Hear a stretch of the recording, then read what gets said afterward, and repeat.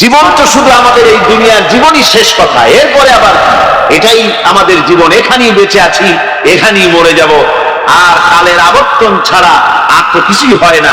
সুতরাং পরকাল আবার একটা কি জিনিস।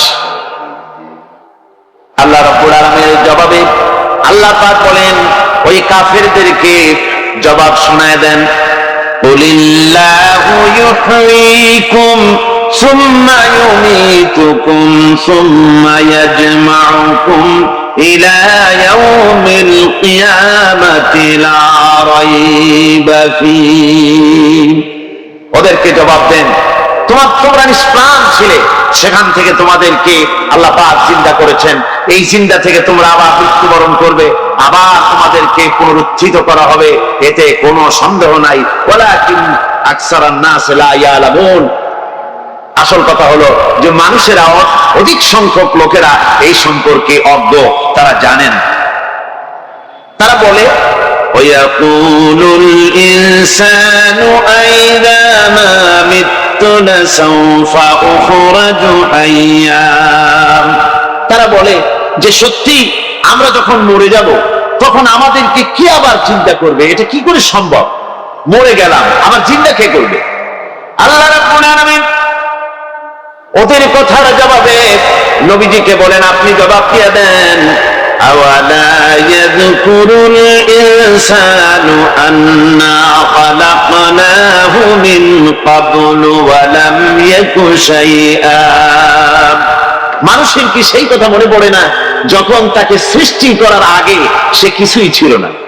তোমার সৃষ্টির আগে যখন তুমি কিছুই ছিলে না, সেখান থেকে তোমাকে যিনি সৃষ্টি করেছেন, তোমার মৃত্যুর পরে তিনি আবার তোমাকে জিন্দা করতে পারবে। তোমার কি মনে নাই?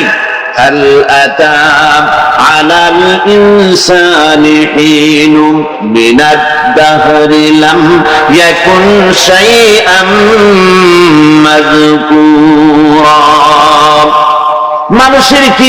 মানুষের জীবনে কি এমন সময় এসেছিল না যখন সে কোনো বিষয়বস্তু হিসেবে পরিগণিত ছিল না, কোন অস্তিত্ব ছিল না? আমি বিনা অস্তিত্বে তোমাদেরকে সৃষ্টি করেছি, বিনা অস্তিত্বে যখন তৈরি করতে পারলাম তখন বুঝি আমি আবার তোমাদেরকে জিন্দা করতে পারবো না। এটা কেমন কথা তোমরা বলো? ওরা বলে, ওয়াকালু আইযা কুন্না ইযামান ওয়া রুফাতান আইন্না লামাবউসুনা খালকান জাদীদা। আমরা যখন মরে যাব, আমাদের হাড্ডি গুড্ডি যখন মাটির সাথে একেবারে মিশে যাবে, তখন কি আমরা নতুন ভাবে আবার আমরা পুনরুত্থিত হব? আমাদের কি আবার চিন্তা করা হবে? আল্লাহ রাব্বুল আলামিন বলেন, কুল কুনু হিজারাতান আও হাদীদা।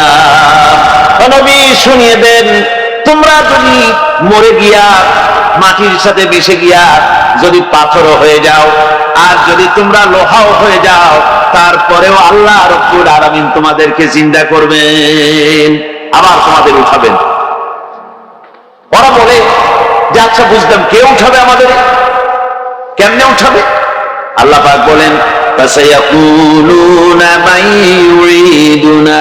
ওরা বলে আমাদেরকে কে উঠাবে, আমাদেরকে কে জিন্দা করবে? আল্লাহ পাক জবাবে বলেন, কুলিল্লাযী ফাতারাকুম আউওয়ালা মাররা। যিনি তোমাদেরকে প্রথম সৃষ্টি করেছেন তিনি আবার তোমাদেরকে জিন্দা করবেন। আল্লাহ পাক সুন্দর করে বোঝাচ্ছেন। এই সব কথা শোনার পরে ফাসায়ুলগিদুনা ইলাইকা রুউসাহুম ওয়া ইয়াকুলুনা মাতা হুয়া। এসব কথা শোনার পরে আল্লাহ বলেন, ওই কাফেরেরা মাথা ঝুলায় ঝুলায় বলে, আচ্ছা তা বুঝলাম। আল্লাহ বলেন, ওরা মাথা ঝুলায় আর বলে, আচ্ছা বুঝলাম, তবে সেই কিয়ামত মাতা হুয়া, কবে সেই কিয়ামত অনুষ্ঠিত হবে?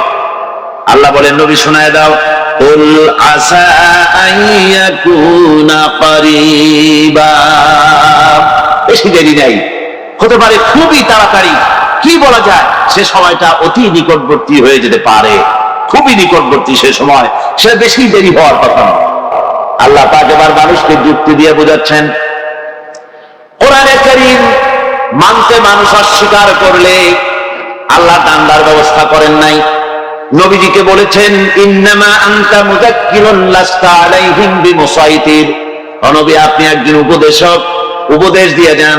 আপনাকে দারোগা করে বানাই নাই লাঠি চার্জ করার জন্য, পিটাইয়া মানুষ হেদায়েত করার দরকার নেই। মানুষকে বুঝান, যুক্তি দিয়া বুঝান। আল্লাহ নিজে যুক্তি দিচ্ছেন, আনতুম আশাদ্দু খালকান আমিস সামাউ বানাহা। ওই কাফেরেরা, তোমরা যারা পরকালকে অস্বীকার করো, তোমাদেরকে উঠাইতে পারবো না যারা তোমরা বলছো, তোমাদেরকে সৃষ্টি করা কঠিন না ওই বিশাল আকাশটাকে সৃষ্টি করা কঠিন? ওই বিশাল আকাশটাই তো আমি আল্লাহ সৃষ্টি করেছি, জোরে বলেন সুবহানাল্লাহ। তত বড় আকাশটারে যিনি বানাইতে পারবেন, সে কথা বুঝি তোমাকে তৈরি করতে পারবেন?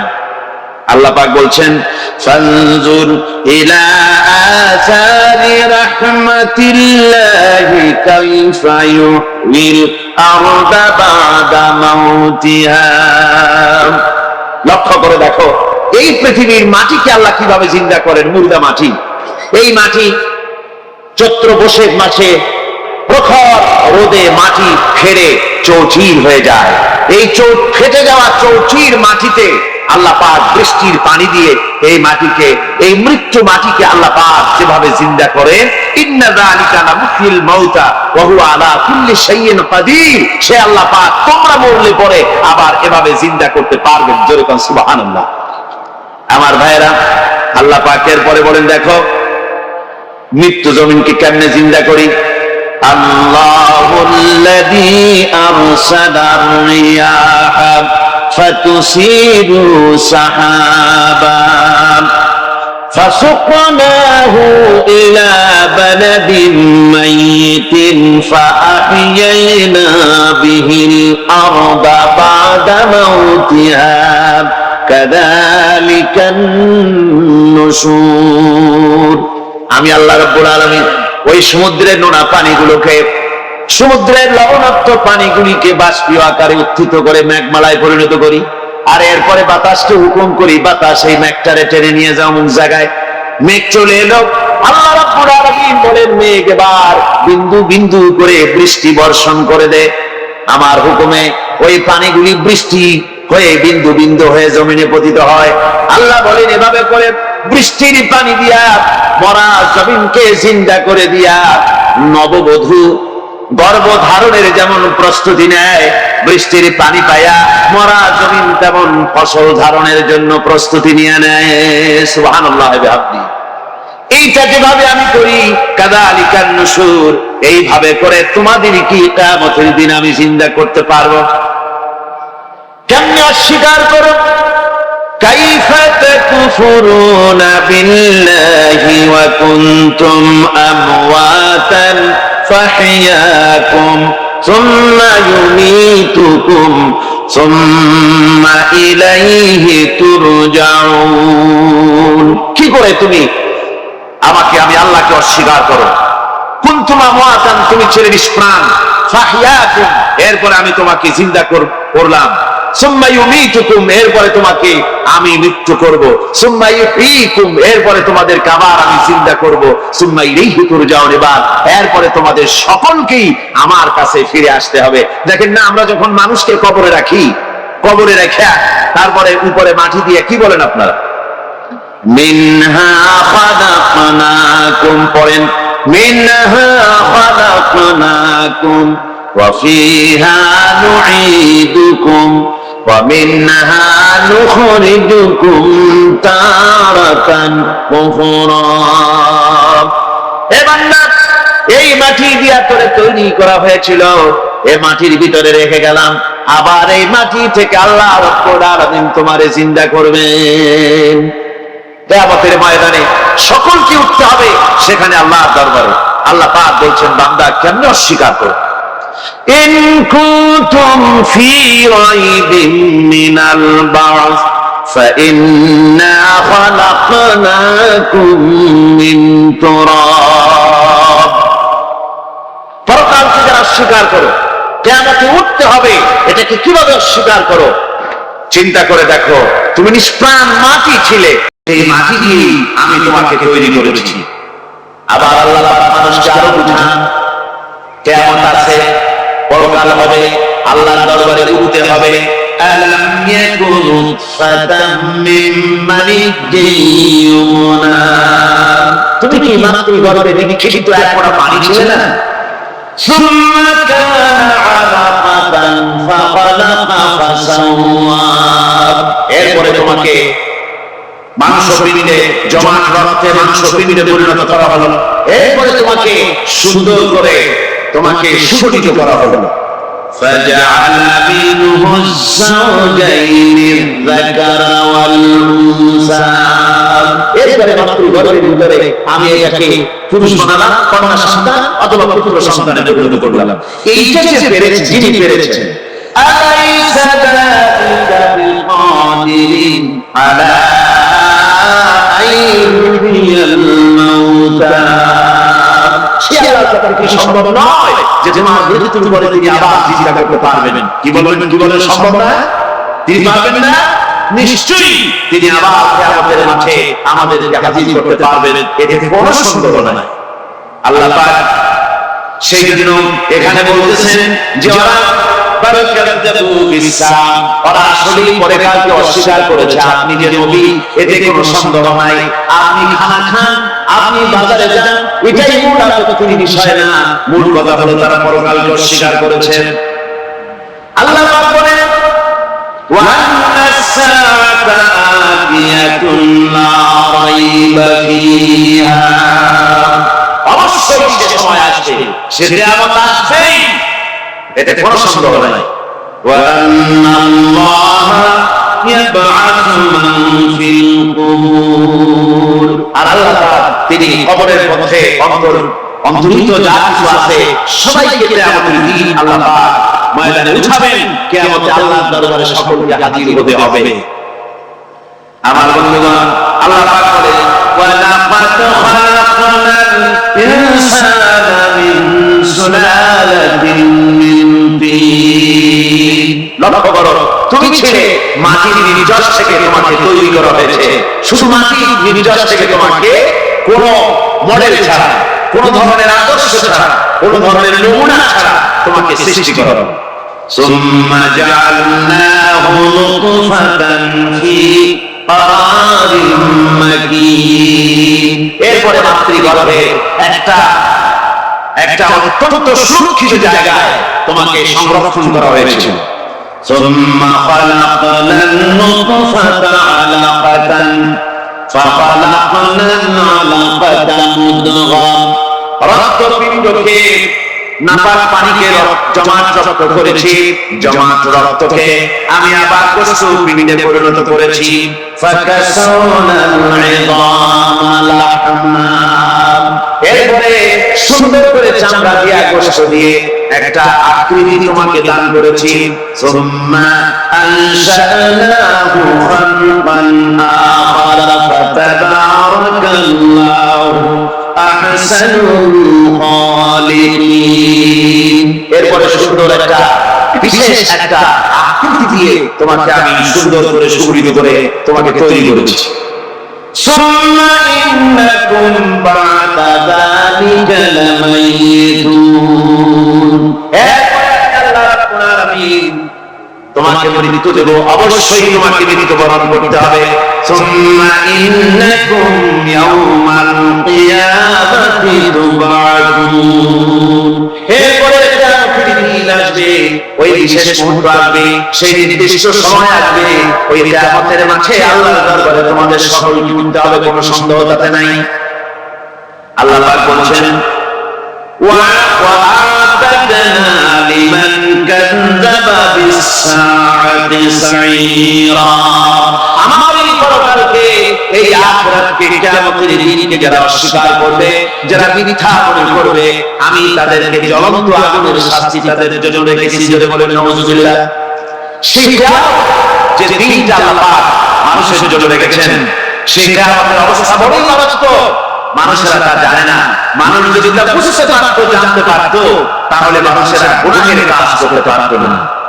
আপনারা কি চিন্তা চিন্তা করেন ওই যে কাফেরগুলি মক্কার জীবনে রাসূল পাক সাল্লাল্লাহু আলাইহি ওয়াসাল্লামের মক্কি জিন্দেগিতে যে সমস্ত মানুষগুলি চুরি করত, ডাকাতি করত, জেনা করত, বদমাশি করত, মানুষ হত্যা করত, এই লোকগুলি ফিরে আসো কিসের কারণ? তাদেরকে এই আখিরাতের কথা বলা হয়েছে, এই পরকালের কথা বলা হয়েছে। কোরআন শরীফে আল্লাহ রাব্বুল আলামিন পরকালের কথা, মৃত্যুর কথা, কিয়ামতের কথা, হাসরের কথা, সিরাতের কথা, মিজানের কথা, মওতের কথা যত বলেছেন, জান্নাতের কথা যত জায়গায় যত বলেছেন, সবগুলি আয়াতে কারিমা যদি এক জায়গায় করা যায় তাহলে পুরা কোরআন শরীফের 1/3 10 পারার সমান হবে। যদি বলেন সুবহানাল্লাহ। যেহেতু পরকালে চিন্তা ছাড়া মানুষের জীবন পরিচ্ছন্ন হতে পারে না, সুন্দর হতে পারে না, অপরাধমুক্ত হতে পারে না। আল্লাহ পাক বলেন সেই দিনটি বড়ই ভয়ানক, বিপজ্জনক। ওই দিনের ব্যাপারে আল্লাহ পাক তার বান্দাদেরকে সতর্ক করে দিয়েছেন, বান্দারা সতর্ক হয়ে যাও, এইভাবে দিন যাবে না, কিয়ামত আসবে, আর ওই কিয়ামত এত মারাত্মক হবে। আল্লাহ সতর্ক করছেন বান্দাদেরকে, ইয়া আইয়ুহান নাসু তাকু রাব্বাকুম ইন্না সালসালাতাস সাআতি শাইউন আযীম। হে মানব সকল, আত্মরক্ষা করো খোদার গজব থেকে, আল্লাহর গজব থেকে আত্মরক্ষা করো। ইন্না সালসালাতাস সাআতি শাইউন আযীম, সেই কিয়ামতের সেই কম্পন খুবই মারাত্মক, খুবই ভয়াবহ কম্পন সৃষ্টি হবে সেদিন। ইয়াওমা তারাউনাহা তাযহালু কুল্লু মুরদিআতিন আম্মা আরদাআত, সেদিন দেখতে পাবে স্তন্যদায়িনী মা, যে মা তার সন্তানকে দুধ দেয়, ওই মা তার দুধের বাচ্চার কথা ভুলে যাবে, মনে থাকবে না। আল্লাহ রাব্বুল আলামিন বলেন ওয়া তাদাউ কুল্লু যাতিন হামলিন হামলা, গর্ভধারিণী মেয়ে লোক তাদের গর্ভ খসে পড়ল। ওয়া তান্নাসা সুকারা, মানুষকে মানুষ দেখতে পাবে, মানুষগুলো উদ্ভ্রান্ত হয়ে পাগলের মতো ছোটাছুটি করছে। আল্লাহ বলেন ওয়া বিসুকারা, আসলে এরা নেশাগ্রস্ত নয়, আসলে পাগল হয় না। ছুটছে কেন? কেন স্তন্যদায়িনী মা দুধের বাচ্চার কথা ভুলে গেছে? গর্ভধারিণী গর্ভবতী নারী, তার গর্ভ খসে পড়েছে, মানুষ পাগলের মতো দৌড়াচ্ছে। কারণ কি? পাগল হয় নাই। আল্লাহ বলেন আসল কারণ হলো ওয়ালাকিন আযাবাল্লাহি শাদীদ, আল্লাহ ভয়ঙ্কর আযাব। আর এই সব দৃশ্য, এই সব কম্পন মানুষের মধ্যে ত্রাস সৃষ্টি করে দিয়েছে, এই অবস্থা সৃষ্টি করেছে। আমার ভাইয়েরা, আল্লাহ পাক বলেন ওয়ানদিরহুম ইয়াওমাল আসিফাতি ইযিল কুলুবু লাদাল হানাজিল কাযিমিন।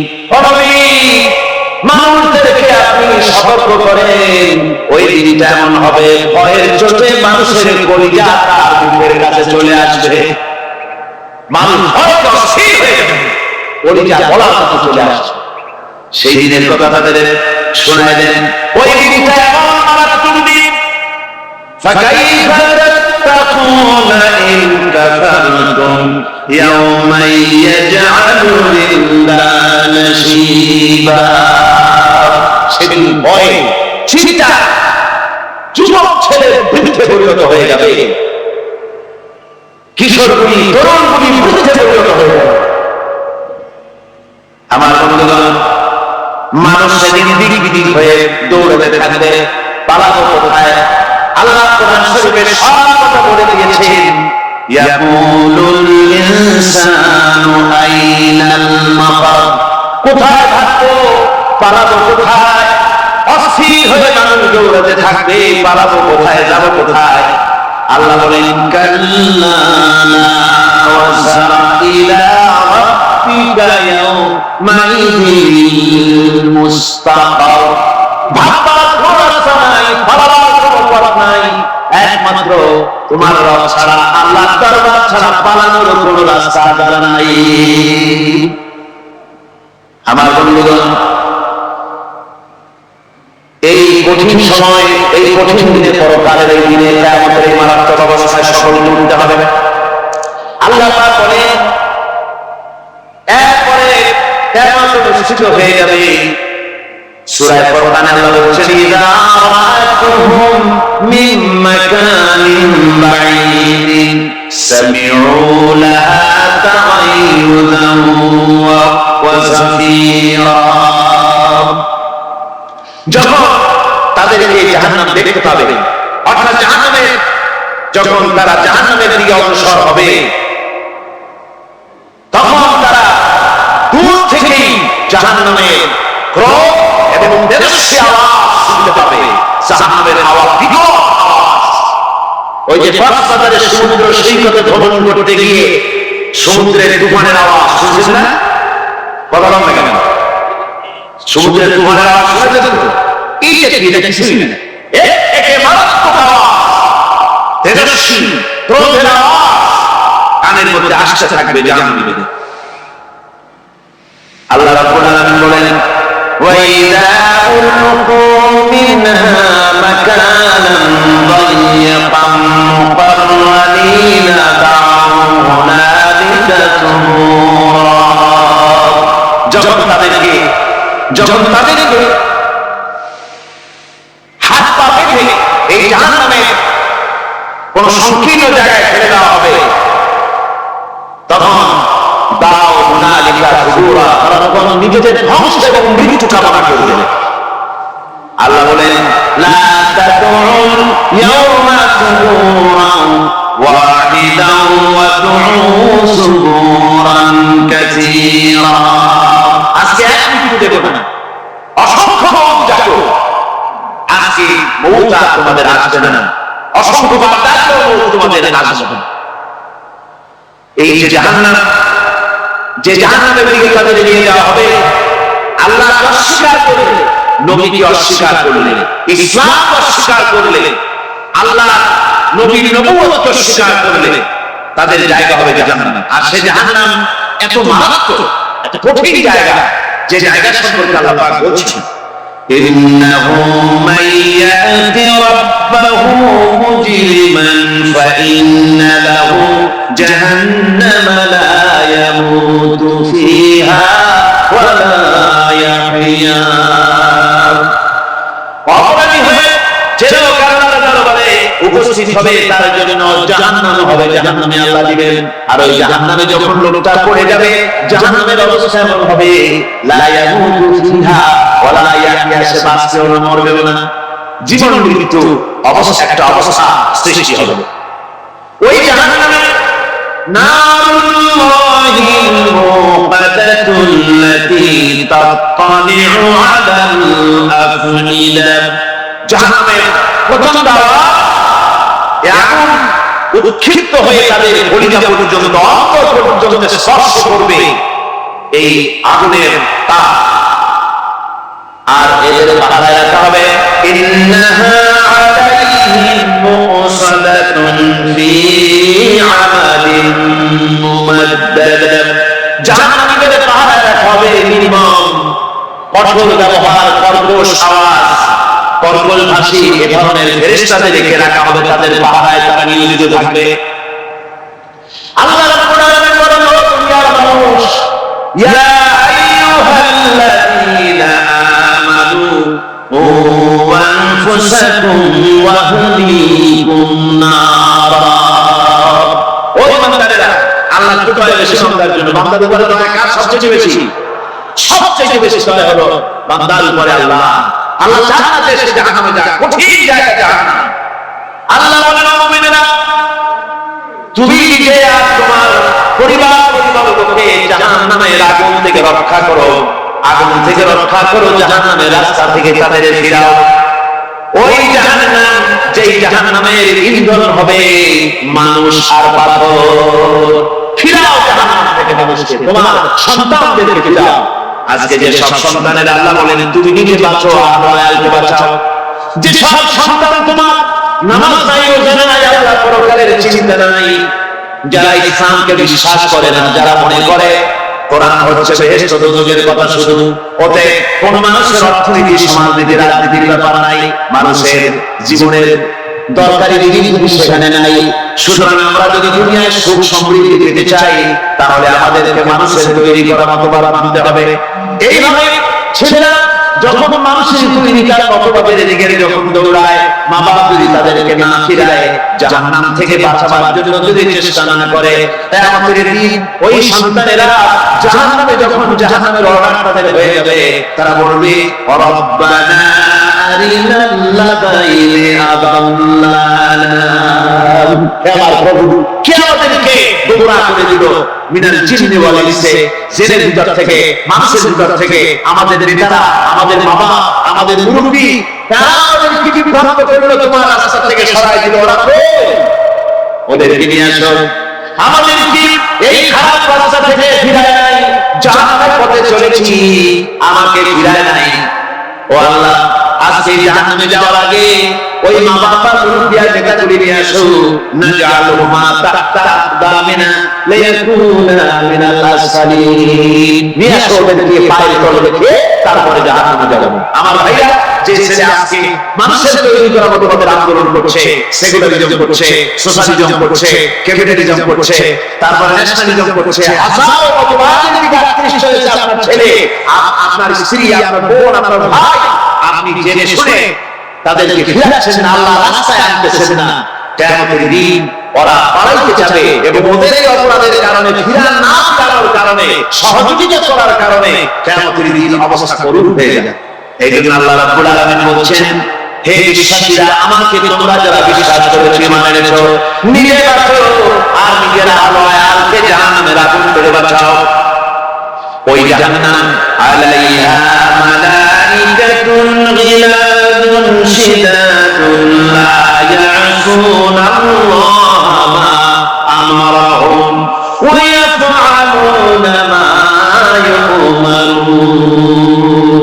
আল্লাহ রাব্বুল আলামিন বলেন, সেখানে অত্যন্ত কর্কশ, রূঢ় এবং নির্মম স্বভাবের এমন সব ফেরেশতা পরিচালক হিসেবে জাহান্নামে দেওয়া হবে, যারা আল্লাহর নির্দেশের বাইরে কোনো কাজ করে না, তারা সেই সব কাজ করে যে আল্লাহ তাদেরকে হুকুম করেন, তাদেরকে অনুরোধ করে, দরখাস্ত করে, কখনো তাদের কাছে কোনো কৃপা, কোনো করুণা, কোনো মহব্বত কিছুই পাওয়া যাবে না। অত্যন্ত কর্কশ, রূঢ় মেজাজে ফেরেশতা সেখানে পরিচালক হিসেবে দেওয়া হবে।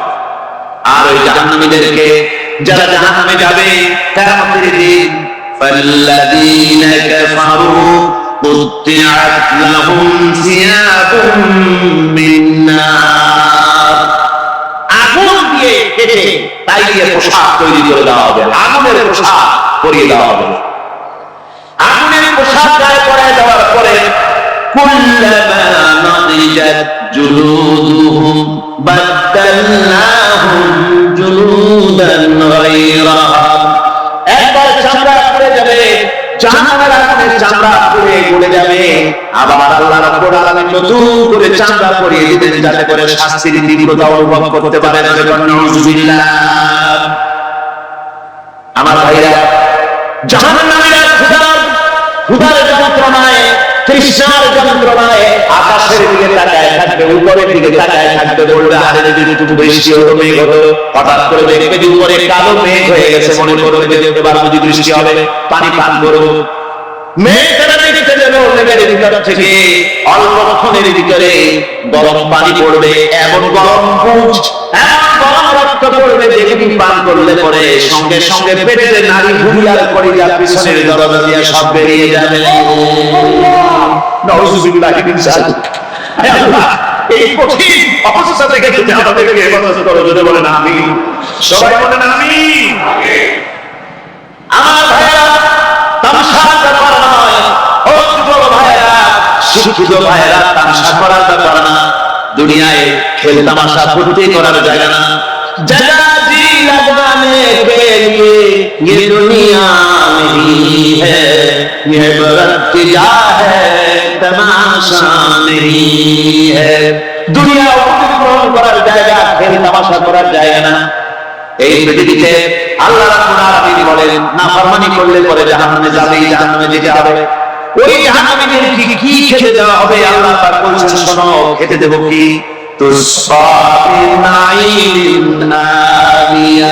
ফুটন্ত গরম পানি তাদেরকে পান করতে দেওয়া হবে। লাইসা লাহুম তুআমুন ইল্লা মিন দরিব, কাঁটাযুক্ত ভাত তাদেরকে খেতে দেওয়া হবে। লা ইউসমিনু ওয়া লা ইউগনি মিন জু, এই খাবারে তাদের শরীর পরিপুষ্ট হবে না, আর ক্ষুধাও নিবৃত্ত হবে না। আমার বন্ধুগণ, এমন কঠিন জাহান্নামের অবস্থা থেকে মা পাওয়ার জন্য ইমানের উপর সাজতে হবে, ইমানদার হতে হবে, আর নাফরমানিকে ছেড়ে দিতে হবে। জাহান্নামে যখন মানুষদেরকে নিয়ে যাওয়া হবে, জাহান্নামীদেরকে, ইযা উলকু ফিহা সামিউ লাহা শাহীকান ওয়া হিয়া তাকুর, যখনই খোদাদেরকে জাহান্নামের দিকে নিয়ে যাওয়া হবে, আস্তে তো খুব মাতবাড়ি, কত ভক্ত আছে, তারপরে কত শক্তি, কত কিছু, কিন্তু আল্লাহর দরবারে যখন হাজির হবে, কোনো শক্তি তখন কাজে লাগবে না, কোনো শক্তি কাজে লাগবে না। জাহান্নামে যখন তাদেরকে নিয়ে যাওয়া হবে, জাহান্নাম তখন গোসায় ফেটে উঠতে থাকবে, জাহান্নামের ভিতর থেকে গর্জন আসতে থাকবে, তাকাতু তামাইয়াজু মিনাল গায়জ, জাহান্নামগুলো গোসায় ফেটে পড়তে চাইবে। কুল্লামা উলকিয়া ফিহা ফাওজুন সাআলাহুম খাযানাতুহা আলাম ইয়াতিকুম নাযীর, জাহান্নামের পরিচালক বলবে, ও আল্লাহর বান্দা, কেন আজ জাহান্নামে আসছি, কেন দুজকে আসছি? আলাম ইয়াতিকুম নাযীর, তোর কাছে কি কোনো বিধি প্রদর্শক কেউ যায় নাই? কোন নবীর কথা কি শোনো নাই? কোরআনের কথা কি শোনো নাই? হাদিসের কথা কি শোনো নাই? জাহান্নামে কেন এলি? এত বড় খারাপ জায়গা, কেন আসি? শোনো নাই কি হলো? ভয় দেখানো কেউ কি সব সতর্কবাণী শোনায় নাই? বেঈমানেরা বলবে, ক্বালু বালা ক্বাদ জাআনা নাযীর, আমাদের কাছে এসেছিল, আমাদের কাছে বিধি প্রদর্শনকারী এসেছিল। فكذبنا وقلنا ما نزل الله من شيء, এসেছিল কিন্তু আমরা বলেছি বেটা মিথ্যে কথা বলে, নাউযুবিল্লাহ, বেটা মিথ্যে কথা বলে। কিসের দেশ, কিসের দোষ? খালি দোজখের একটা ভয় দেখাইয়া দুনিয়ার এই টাটকা সুখগুলি নষ্ট করতে চায় এরা। পয়গম্বরদের হুকুম করেছে, আর আমাদের যখন কোরআন হাদিস থেকে বলা হয় তখন বলে এরা জানি দোজখের কথা কইতে, দোজখ কিসের? আর বেহেশত সেটা অসভ্য উদ্যান, যারা নাউযুবিল্লাহ, এমনি করে তারা তামসা করে। ওরা বলবে, আমরা এসেছিল বিধি প্রদর্শনকারী, আমরা মিথ্যে মনে করেছি, বলেছি সব মিথ্যে কথা বলেছি, আল্লাহ এই ধরনের কিছু নাযিল করেন নাই। জাহান্নামীরা বলবে, অকালু লাউ কুন্না নাসমাউ আও নাকিলু মা কুন্না ফি আসহাবিস সাঈর, আরে লাউ কুন্না নাসমাউ, তার মানে হলো যদি আমরা শুনতাম, অর্থাৎ মানতাম, যদি নবীর কথা মানতাম, কোরআনের কথা যদি মানতাম, আর যদি ভালো করে বুঝতাম, মা কুন্না ফি আসহাবিস সাঈর, তাহলে সেই জাহান্নামের কঠিন শাস্তি আমাদের লাভ করতে হতো না, জাহান্নাম থেকে বেঁচে যেতে পারতাম। কি সর্বনাশ করলাম, বুঝি নাই, যা কিছু শুনেছি মানুষের কথা মতো শয়তানের ওয়াসওয়াসায় পড়ে তো ভুল করলাম, সেদিন যতই আফসোস করা হোক না কেন, এই আফসোস কোনো কাজে লাগবে না। কুল আযালিকা খায়রুন আম জান্নাতুল খুলদিল্লাতী উইদাল মুত্তাকুন কানাত লাহুম জাযাআন ওয়া মাসীরা। আল্লাহ বলছেন, এই সব কথা বলার পরে, জাহান্নামের সব শাস্তির কথা শুনে আল্লাহ বলছেন, বলেন, কোন আযালিকা খায়রুন, এই পরিণতি ভালো যে জাহান্নামের পরিণতির কথা বলা হলো। তোমরা যে সমস্ত অমানতা করতেছো, ঈমান আনতেছো না, নবীকে গালাগালি করছো, ইসলাম মানতেছো না, নাফরমানি করছো, এই পরিণতি যা হবে, আযালিকা খায়রুন, এই পরিণতি ভালো, আম জান্নাতুল খুলদিল্লাতী উইদাল মুত্তাকুন, অথবা সেই চিরন্তন জান্নাত যার ওয়াদা করেছেন আল্লাহ পাক মুত্তাকিনদের জন্য। কানাত লাহুম জাযাআও ওয়া মাসীরা, যে জান্নাত হবে তাদের কর্মের প্রতিফল, আর এটাই হবে তাদের মহাযাত্রার শেষ মঞ্জিল। সেই জান্নাত, যে জান্নাত আল্লাহ রেখেছেন মুমিনদের জন্য। কাদের জন্য জান্নাত? মুমিনদের জন্য। সেটা এমন জান্নাত হবে লাহুম ফিহা মা ইয়াশাউনা খালিদিন, যা চাইবে মনের আশা আকাঙ্ক্ষা অনুযায়ী সব পাবে বেহেশতের মধ্যে। খালিদিন, চিরকাল সেখানে থাকবে। তা না আলা রাব্বিকা ওয়াদান মাসউলা, এটা হচ্ছে তোমার রবের অবশ্য পূরণীয় ওয়াদা। জোরে বলুন সুবহানাল্লাহ। এটা তোমার আল্লাহর ওয়াদা, এবং অবশ্যই তিনি তা পূরণ করবেন। তোমরা জান্নাতে থাকবে, সেখানে যা চাইবে তাই পাবে। একজন বলছিল জান্নাতে যাইয়া যা চাইবো তাই যদি পাই, তাহলে খুব ভালো কথা। হয়তো হুজুর আমার তো হোক্কা খাওয়ার দারুণ অভ্যাস, তা বেহেশতের মধ্যে হোক্কা পাবো? বুজুর্গ ব্যক্তি বলছেন, আল্লাহ বান্দা বেহেশতে যাইয়া যদি তুমি হোক্কা খাইতে চাও তো আল্লাহ তোমার হোক্কা দিবেন। কিন্তু আল্লাহ কসম করে বলতে পারি, বেহেশতে যাইয়া এমন পচা জিনিস খাওয়ার তোমার ইচ্ছে জাগবে না। এত ভালো জিনিস না, এই পচা জিনিস খাওয়ার ইচ্ছা তোমার জাগবে না মনের ভিতরে। বেহেশত আল্লাহ রাব্বুল আলামিন মুমিনদের জন্য রেখেছেন। আমার ভাইরা, সেই বেহেশতের বর্ণনা কোরআনে কারীমের মধ্যে আল্লাহ দিয়েছেন। একদিকে জাহান্নাম, কোরআনের বর্ণনা কত সুন্দর। জাহান্নামের কথা শুনতে শুনতে লোকেরা আল্লাহর ভয়তে হতাশ হয়ে যেতে পারে। আল্লাহর ভয়তে সেই জন্য যত জায়গায় জাহান্নামের বর্ণনা আছে, সাথে সাথে আবার আশার সঞ্চার করার জন্য আল্লাহ জান্নাতের কথা বলেছেন। কাহার জব্বার নাম আল্লাহ যেখানে ব্যবহার করেছেন, সাথে সাথে আবার গফুর রহিম নাম ব্যবহার করেছেন, বান্দা যেন হয়রান হয়ে না যায়। আমার ভাইরা, একদিকে জাহান্নামের এই কঠিন শাস্তির কথা, আবার অপরদিকে আল্লাহ বলেন, শোনো, এমন জান্নাত আমি রেখেছি, মাসালুল জান্নাতিল্লাতী উইদাল মুত্তাকুন, এমন বেহেশত মুত্তাকিনদের জন্য যা ওয়াদা করা হয়েছে, এমন বেহেশত সেটা।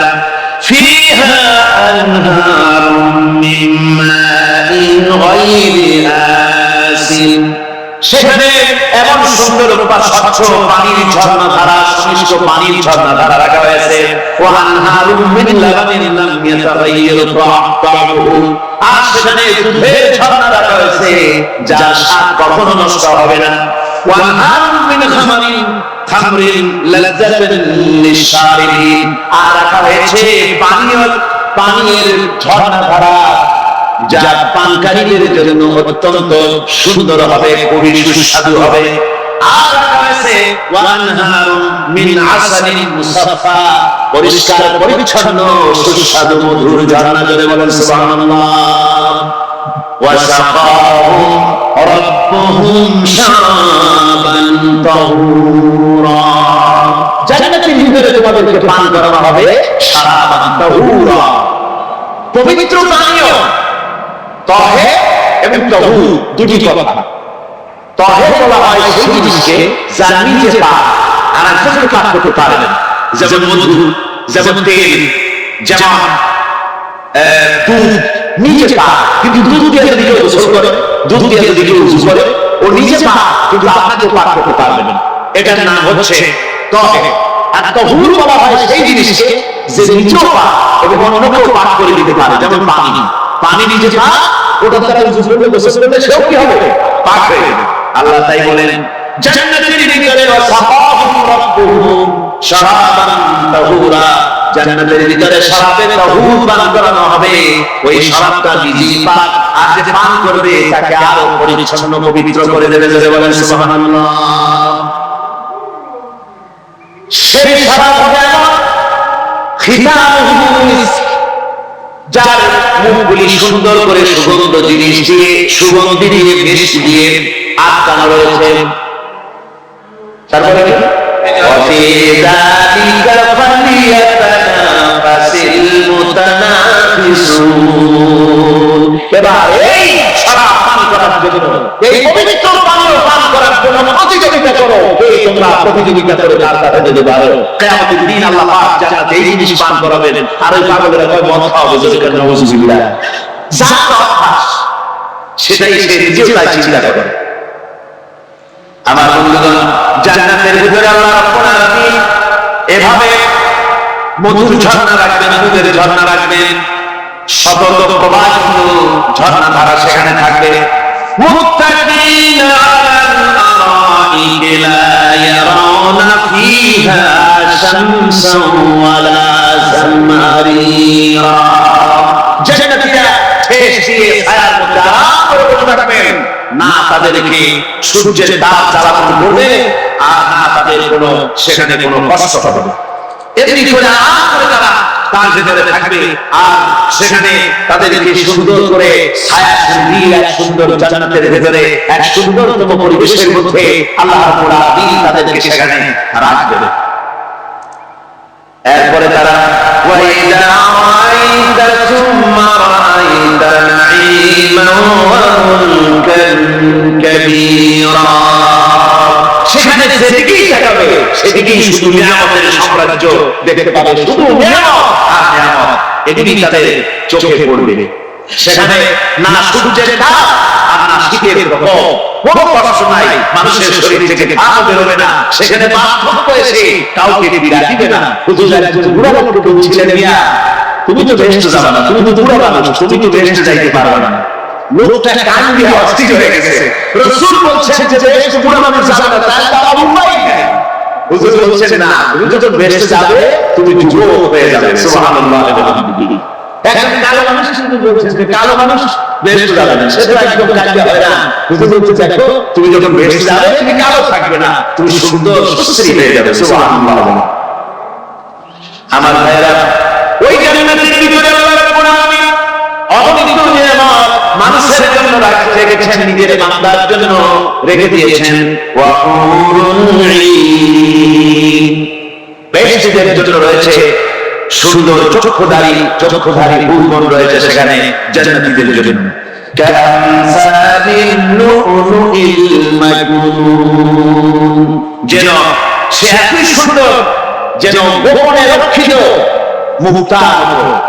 মুক্তা সদৃশ, এভাবে সুন্দর সুন্দরী হুরগণকে, হুরদেরকে আল্লাহ রাব্বুল আলামিন তার বান্দাদেরকে সেখানে রেখেছেন। লা ইয়াসমাউনা ফিহা লাগওয়ান ওয়ালা তাসীমান ইল্লা কিলান সালামান সালামা। কোন বাবা সেখানে বাবুল দেখবে না, কোন বাজে কথা সেখানে শুনবে না, শুধু শান্তি আর শান্তি। আল্লাহ রাব্বুল আলামিন মুমিন বান্দাদের বলবেন, উদখুলুল জান্নাতা আনতুম ওয়া আযওয়াজুকুম তুহবারুন। আল্লাহ রাব্বুল আলামিন বলবেন, ও আমার বান্দারা, জান্নাতে প্রবেশ করো, তোমাদের স্ত্রীদেরকে সাথে নিয়ে জান্নাতে চলে যাও। সুবহানাল্লাহ। তোমার স্ত্রী তোমাদের স্ত্রীদেরকে নিয়ে সাথে করে নিয়ে জান্নাতের ভিতরে চলে যাও, সেখানে তোমরা ইউতাফু আলাইহিম বিসআফিন মিন যাহাবিন ওয়া আকওয়াবিন ওয়া ফিহা মা তাশতাহিল আনফুস ওয়া তালাজ্জুল আ'য়ুন ওয়া আনতুম ফিহা খালিদুন। তাদের সামনে সেখানে স্বর্ণ নির্মিত থালা এবং সমস্ত পাত্র তাদের সামনে ঘুরতে থাকবে, তারা সেখানে আরামে মন ভালো সাজ সজ্জা সরঞ্জামাদি ইত্যাদি দেখে তারা সেখানে অবাক হয়ে যাবে। এত সুন্দর জান্নাতের পরিবেশ দেখে তারা হয়রান হয়ে যাবে। এই জান্নাতীদেরকে আল্লাহ রাব্বুল আলামিন ফেরেশতাদেরকে অর্ডার করলেন, ও আমার ফেরেশতারা, আমার এই বান্দাগুলিকে জান্নাতের দিকে নিয়ে যাও। وسيق الذين اتقوا ربهم إلى الجنة زمرا। যারা আল্লাহকে ভয় করে জীবন চালাইছে, আল্লাহকে ভয় করে জীবন যারা জীবন সমাজ ব্যক্তি পরিবার রাষ্ট্র পরিচালনা করেছে, আল্লাহ রাব্বুল আলামিন বলবেন, ও আমার ফেরেশতারা, আমার এই বান্দাগুলিকে জান্নাতের দিকে নিয়ে যাও। ফেরেশতারা জান্নাতীদেরকে হাঁটায় জান্নাতের দিকে নিয়ে যেতে থাকবে। আবার ওদিকে আছে ওয়াসিকাল্লাযীনা কাফারু ইলা জাহান্নামা যুমারা, জাহান্নামীদেরকে হাঁটায় নিয়ে যাওয়া কোন দিকে? কোন দিকে? জাহান্নামের দিকে। এখন ওয়াসিকা মানে হাঁটায় নিয়ে যাওয়া, বেহেশতীদেরকেও হাঁটায় নিয়ে যাবে, আর জান্নাতীদের কি কয় দোজখী যারা তাদেরকেও হাঁটায় নেওয়া হবে, আর বেহেশতীদেরকেও হাঁটায় নেওয়া হবে। কেমন হবে? দূরে যায় হাঁটাতে খাওয়া লাগবে, হাঁটানি বোঝা তো ধাক্কা, তো দূরে যায় ধাক্কা খাইতে হবে, তাহলে কিরকম বেহেশত হচ্ছে? ফেরেশতাদের ধাক্কা খেতে খেতে চাওয়া লাগবে, ব্যাপারটা কি? আমার ভাইরা, ব্যাপারটা হচ্ছে আমি দৃষ্টান্ত দিদি দিয়া বলি, অনেকদিন বন্ধুর সঙ্গে দেখা হয় নাই, বহু বছর পর হঠাৎ করে এক বন্ধু আর এক বন্ধুর বাড়িতে এসেছে, যে বলছে ভাই যদিও বহু বছর পর এসেছি কিন্তু আমার হাতে সময় নাই, আজ আমি সময় তোমার বাড়িতে থাকবো না। ওই বাড়িওয়ালা বন্ধু বলে, বন্ধু যতই ব্যস্ততা তুমি দেখাও না কেন, আজকে যখন তোমার একবার পাইছি আমি তোমাকে ছাড়বো না। এই হলো একটা ছাড়বো না। আর ঢাকা হাইকোর্টের সামনে থেকে মৌখিকভাবে বলা হয়েছে ঢাকা পুলিশ খুঁজতে খুঁজতে হয়রান হয়ে এই ডাকাতদের যদি পাওয়া যায়, আর ওই ডাকাত যদি বলে স্যার আপনি আমার ধর্মের ভাই, আপনি আমার বাপ, আপনি মেহেরবানি করে আমাকে ছেড়ে দেন, পুলিশ বলবে বেটা গোটা পুলিশ বাহিনী তোর জন্য হয়রান করে, যখন একবার পাইছি তোরে আর ছাড়বো না। তাহলে বন্ধুর ছাড়বো না আর পুলিশের ছাড়বো না, এক জিনিস, এক জিনিস। জাহান্নামীদেরকে ধাক্কা মারতে মারতে জাহান্নামের দিকে নিয়ে যাবে, জাহান্নামের দিকে যেতে চাইবে না, তাই ধাক্কা মারা লাগবে। আর বেহেশতীদের ধাক্কা মারা লাগবে কেন? বেহেশতীরা যখন জান্নাতের দিকে যেতে থাকবে, ওদের জন্য লাল কার্পেট সম্বর্ধনা দেওয়া হবে, দুনিয়ার পচা লাল কার্পেট না, এত সুন্দর করে সাজানো থাকবে। এক একটা মঞ্জিলে যখন যাবে, জান্নাতীদের জন্য সাজানো মঞ্জিল দেখে তারা মনে করবে এই যে বেহেশত, গটি বাটি লোটা যা আছে তাই নিয়ে ওইখানে বসে পড়বে। ফেরেশতারা হবে যে আল্লাহ তুই এখানে বসছো কেন? এটা তো বেহেশত না, ওই একটা ভালো আছে নাকি? বেড়াচ্ছে না, ওঠো আরবিরা ওঠো, এইভাবে করে ধাক্কা মারবে, ওঠো সামনে যাও। আবার যখন সামনে যাবে সেখানে থেকে আরো সুন্দর পরিবেশ দেখে ওইখানে আবার বসে পড়বে, মনে করবে এটা বুঝি বেহেশত। বলা হবে ফেরেশতারা বলবে আল্লাহর বান্দা এটা জান্নাত না, এর থেকেও ভালো জায়গা, সুন্দর জায়গা আছে। এইভাবে ধাক্কা মারতে মারতে তাদেরকে জান্নাতের কাছে নিয়ে যাওয়া হবে। হাত্তা ইযা জাউহা ওয়া ফুতিহাত আবওয়াবুহা ওয়া ক্বালা লাহুম খাযানাতুহা সালামুন আলাইকুম তিবতুম ফাদখুলুহা খালিদিন। এভাবে ধাক্কাতে যখন তাদেরকে জান্নাতের দরজার কাছে নিয়ে যাওয়া হবে, আগে থেকেই তাদের জন্য দরজা খোলা থাকবে, সুবহানাল্লাহ, আগে থেকেই জান্নাত খুলে রাখা হবে। তাদেরকে বলা হবে, ওই জান্নাতের পরিচালক তিনি বলবেন আসুন, ওয়েলকাম করবেন তাদেরকে, সালাম আলাইকুম, আপনাদের প্রতি আল্লাহর শান্তি বর্ষিত হোক, বড় ভালোভাবে জীবন যাপন করেছিলেন দুনিয়ায়, আল্লাহর হুকুম মেনে চলেছিলেন, আল্লাহর হুকুম পালন করেছিলেন, দুনিয়ার বুকে বড় শান্তি, মানুষের নির্যাতন, মানুষের বদনামি, জেল জরিমানা, রাত জেগে তাহাজ্জুদের নামাজ পড়া, জাহান্নামের ময়দানে কষ্ট করে রক্ত দেওয়া, শহীদ হওয়ার মতো কষ্ট করে আল্লাহর দ্বীন জগতে কায়েমের চেষ্টা করেছেন, নিজের জীবনকে ভালো রেখেছেন, পবিত্র রেখেছেন। আজকে আপনার জন্য এই জান্নাত, ফাদখুলুহা খালিদিন, জান্নাতে প্রবেশ করুন এবং চিরকাল এই জান্নাতের ভিতরে থাকুন।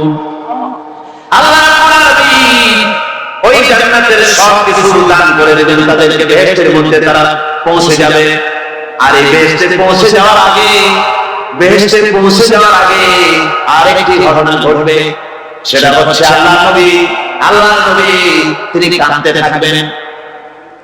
আল্লাহ রাব্বুল আলামিন বলবেন, নবী আপনি কাঁদেন কেন? আজকে তো আপনার কাঁদার দিন না, আজকে তো কাঁদার দিন না, কেন কাঁদেন?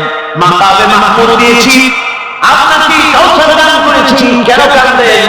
নবীজি বললেন, রব্বুল আলামিন আমি দেখতে পাচ্ছি মাঝে মাঝে ফেরেশতারা আমার উম্মতগুলিকে জাহান্নামের দিকে নিয়ে যাচ্ছে। আল্লাহ রাব্বুল আলামিন বলবেন, আমার নবী, আমার হাবিব, জান্নাতের উম্মতগুলি আপনি বাছাই করে নেন। হযরত আয়েশা রাদিয়াল্লাহু তাআলা আনহা বলেছেন, একথা শোনার পরে আমি প্রশ্ন করলাম, ইয়া রাসূলুল্লাহ, ওই পরকালে কিয়ামতের ময়দানে অসংখ্য নবীদের মাঝে অসংখ্য নবীদের অসংখ্য উম্মতের মধ্য থেকে আপনার জান্নাতুল উম্মত আপনি কি করে বেছে নেবেন? হুজুর বলেন শরীফ, যদি কোনো ঘোড়ার কপাল যদি থাকে সাদা, আর সাদা কপালওয়ালা ঘোড়াটা যদি অনেকগুলি ঘোড়ার মধ্যে হারিয়ে যায়, তাহলে সাদা কপালওয়ালা ঘোড়াটারে কি তার মালিক খুঁজে পাবেন কি? হযরত আয়েশা বলেন হুজুর অনায়াসে পাবে। হুজুর বলেন কিয়ামতের দিন অসংখ্য মানুষের ভিতরে আমার জান্নাতুল উম্মত আমি এইভাবে বেছে নেব, যারা দুনিয়ার ভেতরে নামাজ পড়েছে, ঈমান এনেছে, ঈমানদার ছিল, দ্বীনের কাজ করেছে, আল্লাহর সাথে নাফরমানি করে নাই, নামাজ পড়েছে সঠিকভাবে, আল্লাহর সাথে নাফরমানি করে নাই, সঠিকভাবে দ্বীন পালন করেছে, তাদের চেহারার ভিতরে ঈমানের নূর চমকাতে থাকবে। ওই ঈমানের নূরের চমক দেখে দেখে আমার উম্মতগুলি আমি বাছাই করব। সেদিন আমি কিয়ামতের ময়দানে যারা নামাজ পড়ে না, রোজা রাখে নাই, বরং দ্বীনের সঙ্গে বিরোধিতা করেছে, আল্লাহর সঙ্গে নাফরমানি করেছে, ইসলামকে অস্বীকার করেছে, আল্লাহর দ্বীন যারা জমিনে কায়েম করতে চায় তাদের সঙ্গে বেয়াদবি করেছে, ওরা বলবে হে রাসূল আমি তো আপনার উম্মত, আমাদের সুপারিশ করুন। আল্লাহ যদি বলেন ভেগে যাও, দূর হয়ে যাও, তুমি যদি আমার উম্মত হবে, তুমি যদি আমার উম্মত হবে, তাহলে এসব উম্মতের মধ্যে ঈমানের নূরের চমক তোমার ভিতরে আমি দেখতে পেতাম। ওই হাসরের ময়দানে আল্লাহ যদি বলেন তুমি আমার উম্মত নাও, ভেগে যাও, এর থেকে অসহায়, এর থেকে এতিম অবস্থার মানুষের জন্য কিছু হতে পারে না। আল্লাহ এই অবস্থা থেকে আমাদেরকে যেন হেফাজত করেন। আল্লাহ রাব্বুল আলামিন যেন আমাদেরকে নবীর সুপারিশ কিয়ামতের দিন আমাদের জন্য নসিব করে দেন, জোরে বলেন আমিন। আল্লাহ পাক জিজ্ঞেস করবেন আমার বান্দারা, আমার জান্নাতি বান্দারা, আমি তোমাদেরকে যে সব ওয়াদা করেছিলাম সে ওয়াদা মতো সব পাইছো কিনা? আমি ওয়াদা করেছিলাম আমার জন্য রাত জেগে যদি তাহাজ্জুদের নামাজ পড়ো, নামাজ রোজা হজ যাকাত যদি করো, আমার দ্বীন কায়েমের জন্য যদি আন্দোলন করো, রক্ত যাও, আমার জন্য যদি কষ্ট করো, শহীদ হও, তাহলে আমি তোমাদেরকে জান্নাত দেব। যত ওয়াদা করেছিলাম তারা পেয়েছো কিনা? জান্নাতীরা বলবে ক্বালু নাআম, সব পেয়েছি, সব পেয়েছি। আল্লাহ বলেন সব পাও নাই, ওয়ালাদাইনা মাজিদ, আমার কাছে আরো বেশি আছে, আমার কাছে আরো বেশি আছে, সব পাও নাই। জান্নাতীরা বসে থাকবেন, বুঝতে পারবেন না এত নিয়ামত পেয়েছি, আল্লাহর কাছে আরো আছে। আল্লাহ যখন মুখ খুলবেন, নবীজি বলবেন রব্বুল আলামিন, জান্নাতীরা বলতে সাহস পেতেছে না, সব পেয়েছি ঠিকই, কিন্তু যার জন্য গভীর রাতের আরামের ঘুমকে হারাম করে তাহাজ্জুদের নামাজ পড়েছে, যার জন্য স্ত্রী পুত্র পরিজনের মায়া পরিত্যাগ করে জিহাদের ময়দানে শহীদ হয়েছে, যার জন্য সে খাদ্য জরিমানা দিল, যার জন্য নির্যাতিত হলো, সে আল্লাহ রাব্বুল আলামিনকে তারা এখনো দেখে নাই। আল্লাহ রাব্বুল আলামিন বলবেন আমি আমার বান্দার আরজি পুরা করব। আল্লাহ রাব্বুল আলামিন তার সামনে থেকে সমস্ত নূরের পর্দাগুলি সরে যাবে, রব্বুল আলামিন তার বান্দার দিকে, বান্দার সামনে জালওয়া আফরোজ হবেন।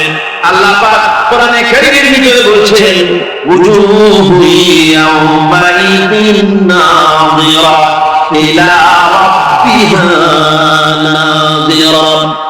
বান্দা আল্লাহ পাক বান্দার দিকে তাকিয়ে থাকবেন, আর সমস্ত বান্দারা আল্লাহ রাব্বুল আলামিনের দিকে তাকিয়ে থাকবে। এই অবস্থায় কত কাল চলে যাবে কেউ টের পাবে না।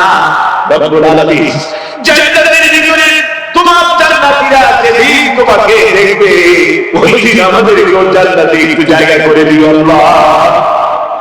আমরা যেন ওই জান্নাতে ভিতরে বসার জায়গা যদি না পাই, আমরা গুনাহগার মানুষ, জান্নাতের কোনো একটু জায়গায় ঠাঁই করে দিও যেন তোমারে দেখতে পাই। আয় আল্লাহ, তোমাকে দেখার তৌফিক আমাদের দিও, বলেন আমিন। হযরত মাহবুব রব্বানী কুতুব সুবহানী শেখ মহিউদ্দিন আব্দুল কাদের জিলানী রাহমাতুল্লাহ আলাইহি তিনি বলেছেন, মুনাজাত করতে গিয়ে আবেগে বলেছেন রব্বুল আলামিন, আমি যদি তুমি যদি দয়া করে আমাকে জান্নাত দাও, আর তোমাকে যদি আমি না পাই, তুমি যদি আমার সঙ্গে দেখা না করো, আমার যদি কথা না বলো, তাহলে এই জান্নাত আমার কোনো লাভ নাই। আর আমাকে যদি জাহান্নামে দিয়ে দাও, আর যদি জিজ্ঞাসা করো মহিউদ্দিন কেমন আছো, তাহলে জান্নাত আমার জন্য বেহেশত হয়ে যাবে। আজকে যেহেতু লাইলাতুল মিরাজ, সঙ্গত কারণেই মেরাজের কথা বললেই ভালো হবে, নাকি বলেন? রাসূল পাক সাল্লাল্লাহু আলাইহি ওয়াসাল্লাম সহ এই পৃথিবীতে যত নবী এসেছেন সমস্ত নবীরা হচ্ছেন আল্লাহর মনোনীত। কে নির্বাচিত নন?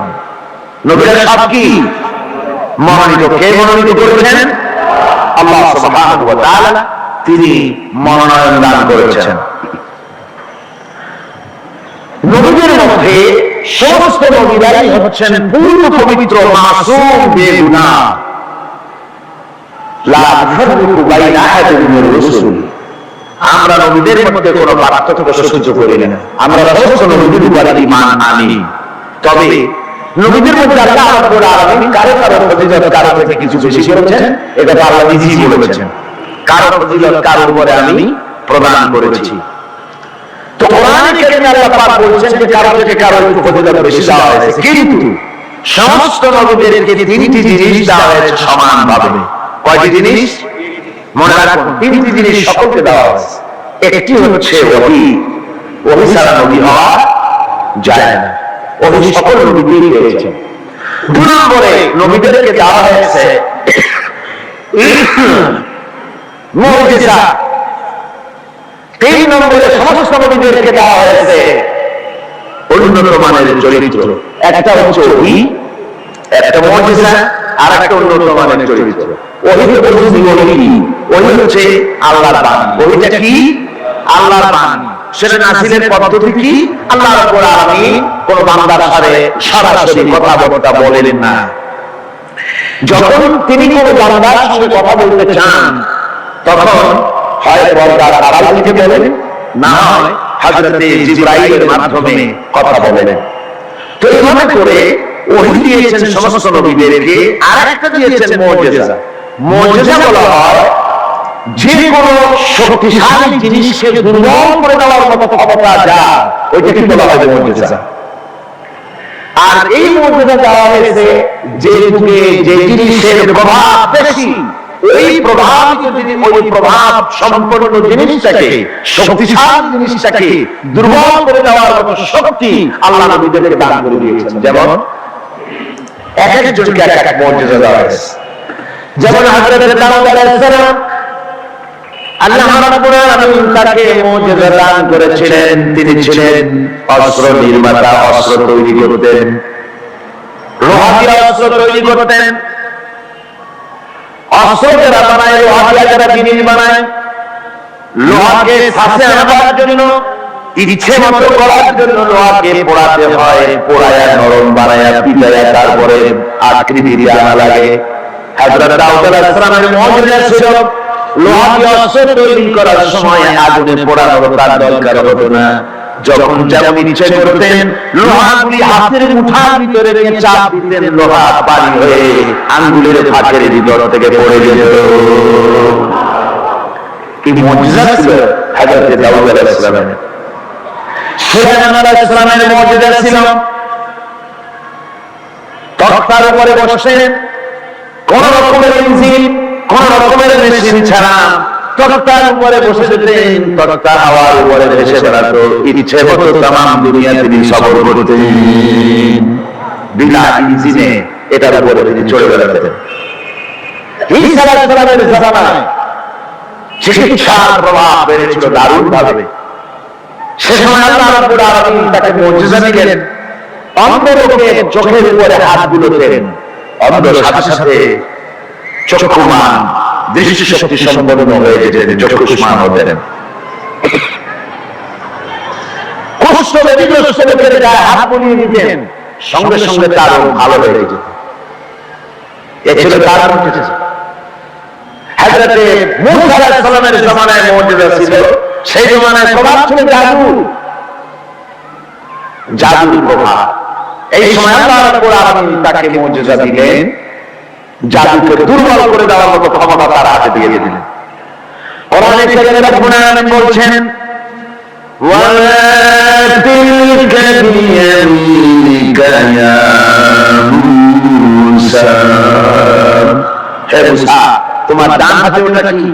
মুসা আলাইহিস সালাম বললেন ইয়া আসাই, এটা একটা লাঠি। এরপরে আমি ভর করে দাঁড়াই, এই দিয়ে আমি গাছের পাতা পারি, ছাগল ভেড়ারে খাওয়াই, এই দিয়ে আমি ছাগল ভেড়াগুলি বন্য প্রাণী থেকে রক্ষা করি। এরপরে মাঝে মধ্যে আমি অনেক সময় দাঁড়ায় থেকে ক্লান্ত হলে এই লাঠির উপরে ভর করে দাঁড়াই। তাছাড়াও আরো অনেক কাজ আমি এই লাঠি দিয়ে করি। প্রশ্ন হচ্ছে, আল্লাহ জিজ্ঞেস করলেন তোমার ডান হাতে ওটা কি? জবাব দিলি স্যার এটা একটা লাঠি, এদিকে গাছের পাতা পারি, ভেড়া ছাগল ঠেকাই, তারপরে আমি এর উপরে ভর করে দাঁড়াই। এত কত দরকার কি? দরকার এই জন্যে আসে যখন কথা বলার সুযোগ পায় মাসুকের সাথে, মন চায় সময়টা অল্পের মধ্যে যেন শেষ না হয়ে যায়। এখানে আশেক হচ্ছেন হযরত মূসা আলাইহিস সালাম, মাসুক হচ্ছেন আল্লাহ সুবহানাহু ওয়া তাআলা। তিনি কথা বলছেন, এই কথার সুযোগটা যেন অল্পের মধ্যে শেষ না হয়ে যায়, এই জন্য সময়টাকে দীর্ঘায়িত করার জন্য মূসা আলাইহিস সালাম এ ধরনের বক্তৃতা বিবৃতি করতেছিলেন। আল্লাহ রাব্বুল আলামিন বললেন, মুসারে তুমি বলেছো এটা লাঠি, আর লাঠির ফজিলত তুমি বর্ণনা করেছো, এছাড়াও লাঠির মধ্যে আর একটা কুদরত আছে তুমি জানো না। তুমি তোমার হাতের লাঠিটা ছেড়ে দাও। লাঠি তিনি ছেড়ে দিলেন।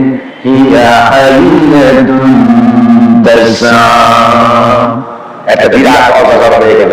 মুসা আলাইহিস সালাম ভয় পেলেন। আল্লাহ বলেন ভয় পেও না, খুদা ওয়ালা তাখাফ, ভয় পেও না, এটাকে ধরো। মুসা আলাইহিস সালাম দেখলেন আল্লাহ বলতেছেন ভয় পেও না, এরপর তো ভয় করাই উচিত না। মুসা আলাইহিস সালাম ধরলেন, সাথে সাথে সাপ কি হয়ে গেল? লাঠি হয়ে গেল। আমি পুরো ঘটনা বলবো না, মুজিজার কথাই বলতেছি। এরপরে যখন ফেরাউন তার জাদুকরদের নিয়ে জাদুর প্রদর্শনী করল, জাদুকরেরা তাদের হাতের কাছে যা কিছু ছিল মন্ত্রপুত করল, সেগুলি সিংহ হলো, বাঘ হলো, সরীসৃপ হলো, মুসা আলাইহিস সালামের উপরে ঝাঁপায় পড়ল। হযরত মুসা আলাইহিস সালাম ভয় পেয়ে গেলেন। আল্লাহ রাব্বুল আলামিন বললেন, মুসারে ভয় পাওয়ার কোনো কারণ নাই, তোমাকে বাতিলের বিরুদ্ধে ময়দানে নামায়া তোমাকে একা আমি ছেড়ে দেই নাই, আমি আল্লাহ রাব্বুল আলামিন তোমার সাথে আছি। তুমি তোমার হাতের লাঠি ছেড়ে দাও। মুসা আলাইহিস সালাম লাঠি ছাড়লেন, তো সাপ হয়ে গেল। সাপ হয়ে যখন হা করেছে, ফেরাউনের জাদুকরদের তৈরি করা বাঘ, সিংহ, সাপ সব গিয়ে মুসা আলাইহিস সালামের এই লাঠি মার্কা সাপের পেটের মধ্যে গিয়ে ঢুকল। জাদুকরেরা মনে করল আমরা যেটা দেখাইছি সেটা নিশ্চয়ই জাদু। মুসা আলাইহিস সালাম যেটা দেখাইছেন এটা জাদু হতেই পারে না। কারণ হচ্ছে জাদু খেয়ে ফেলে যায়, এটা জাদু হয় কি করে? এটা জাদু না, এটা জাদুর চাইতে বড় কোনো জিনিস, জাদুর বাবা অথবা তারা, এই জাদু কিছু একটা হবে। বন্ধুরা, এর নাম মুজিজা। এর নাম কি? মুজিজা। রাসূল পাক সাল্লাল্লাহু আলাইহি ওয়াসাল্লাম যখন পৃথিবীতে আসেন, তখন ছিল সাহিত্যের প্রভাব। সাহিত্য এত প্রভাবিত, তখন প্রভাব বিস্তার করেছে যে তারা কবিতা রচনা করে করে, সাহিত্য রচনা করে করে কাবা শরীফের সাথে লড়াই কিন্তু চ্যালেঞ্জ করত, পারলে এইটার সাথে মোকাবেলা করো। সেই যুগে আল্লাহ পাক নাযিল করলেন কোরআন। রাসূল পাক সাল্লাল্লাহু আলাইহি ওয়াসাল্লামের জীবনে 3000 মুজিজা রয়েছে। এই 3000 মুজিজার ভিতরে রাসূলুল্লাহ সবচেয়ে বড় মুজিজা হচ্ছে কোরআন। কোরআন কারীম, কোরআনের মুজিজা আল্লাহ দিয়ে দিলেন। এমন সাহিত্য আল্লাহ পাক নাযিল করলেন, সাহিত্য, কবিত্ব সব কিছু এর সামনে মাথা নত করে দিল। শুধু সেকালে নয়, সেই কালে, আজকের কালে, ভবিষ্যৎ কালে, কিয়ামত পর্যন্ত কোরআনের সাহিত্যিক মানকে উতরে যাবে, এমন সাহিত্যিকের জন্ম হয় নাই, হবেও না। সুবহানাল্লাহ। আমি বলতেছিলাম নবীদেরকে তিনটে জিনিস দেওয়া হয়েছে সমানভাবে, ওহী দেওয়া হয়েছে, মুজিজা দেওয়া হয়েছে, উন্নত মানের চরিত্র দেওয়া হয়েছে। হযরত দাউদ আলাইহিস সালামকে যে মুজিজা দেওয়া হলো, দাউদ আলাইহিস সালাম ইন্তেকাল করলেন, মুজিজা তার কবরে চলে গেল। আর তার পৃথিবীতে কোনো মানুষ লোহা ধরে চাপ দিলে পানি হয়ে পড়ে যাবে না। সুলাইমান আলাইহিস সালাম ইন্তেকাল করলেন, মুজিজার খবর নিয়ে চলে গেলেন। আমাদের পৃথিবীর কোনো মানুষ বিনা ইঞ্জিনে তক্তায় বসলে প্লেনের মতো করে আর উড়বে না। হযরত মুসা আলাইহিস সালাম ইন্তেকাল করেছেন, মুজিজার খবর চলে গেছে। আর যত ফুফা দেওয়া হোক না কেন, কোন ফুতে লাঠি আর সাপ হবে না। কি বলেন, লাঠি আর সাপ হবে কারো? হবে না। হযরত ঈসা আলাইহিস সালাম দুনিয়া থেকে বিদায় হয়ে গেলেন, মুজিজা তার সাথে চলে গেল। হযরত ঈসা আলাইহিস সালামকে আল্লাহ রাব্বুল আলামিন উঠায় নিলেন। তিনি ইন্তেকাল করেন নাই, তাকে আল্লাহ উঠায় নিয়েছেন। হযরত ঈসার সাথে মুজিজাও চলে গেল। আদার কেউ জন্মান্ধের চোখের উপরে হাত বুলালে চোখ ভালো হয় না, তার মানে নবীরাও শেষ, মুজিজাও শেষ। একজন মাত্র নবী জনাব মুহাম্মদ রাসূলুল্লাহ সাল্লাল্লাহু আলাইহি ওয়াসাল্লাম ইন্তেকাল করেছেন, কিন্তু তার মুজিজা কবরে নিয়ে যান নাই। তার মুজিজা কোরআন আদৌ আছে, আর কিয়ামত পর্যন্ত রাসূলুল্লাহর মুজিজা থাকবে। রাসূল পাক সাল্লাল্লাহু আলাইহি ওয়াসাল্লামের মুজিজা চিরন্তন, শাশ্বত, কিয়ামত পর্যন্ত থাকবে। সুবহানাল্লাহ বলেন। আমার ভাইরা, সেই কোরআন আপনারা শুনতে এসেছেন, লাইলাতুল মিরাজ অবতীর্ণ করেছেন আর হেফাজতের দায়িত্ব নিয়েছেন। কোরআন কারীম কখনো বিনষ্ট হবে না, কখনো রদবদল হবে না। কোরআন হেফাজতের দায়িত্ব কার? আল্লাহ রাব্বুল আলামিন বলছেন, নাহনু নাযালনা যিকরা ওয়া ইন্না লাহু লাহাফিজুন। কোরআন নাযিল করেছি আমি আল্লাহ, আর এর সংরক্ষণের সম্পূর্ণ দায়িত্ব আমি আল্লাহ আমার নিজ হাতে গ্রহণ করেছি। কখনো রদবদল হবে না। কোরআন হেফাজতের দায়িত্ব কার? আল্লাহ রাব্বুল আলামিন বলেন, নাহনু নাযালনা যিকরা ওয়া ইন্না লাহু লাহাফিজুন। কোরআন নাযিল করেছি আমি আল্লাহ, আর এর সংরক্ষণের সম্পূর্ণ দায়িত্ব আমি আল্লাহ আমার নিজ হাতে গ্রহণ করেছি। নাযিল করেছি আমি, হেফাজতের দায়িত্ব আমার। সুবহানাল্লাহ ওয়া বিহামদিহি। হেফাজতের দায়িত্ব আল্লাহ নিয়ে নিলেন। কি সুন্দর ভাবে হেফাজতের দায়িত্ব দিলেন। পৃথিবীতে কোন কিতাবের হাফেজ নাই, কোন বই হাফেজ নাই। কোন এত বড় একটা কিতাব, এটা কি সহজ না? এত বড় একটি কিতাব তা মানুষ মুখস্থ করে। আপনি আমাকে বলেন, যদি জানা থাকে কোরআনের মতো এত বাক্য সম্বলিত কোন বই পৃথিবীর মানুষ, কোন ধরনের মানুষ মুখস্থ করতে পেরেছে? যারা বলেন পেরেছে, পারে না। কিন্তু কোরআন পেরেছে। আল্লাহ বলছেন, আমি সহজ করে দিয়েছি মুখস্থ করার জন্য, তাই পেরেছ। কি সুন্দর হেফাজতের দায়িত্ব আল্লাহ দিলেন। এই গত অগস্ট, সেপ্টেম্বর, অক্টোবরে আমার লন্ডনে ইংল্যান্ডের সফর ছিল। তো একটা মাদ্রাসায়, ক্যানন স্ট্রিট এর এক মাদ্রাসা হেফাজতখানার একটা কি বলে কার্যক্রম করার মাদ্রাসার বার্ষিক মাহফিলে বক্তৃতা করছিলাম। বিভিন্ন জায়গায় কোরআন কারীমের মাহফিলে, হেফাজতখানায়, ইংল্যান্ডে আলহামদুলিল্লাহ অনেক হেফাজতখানা রয়েছে।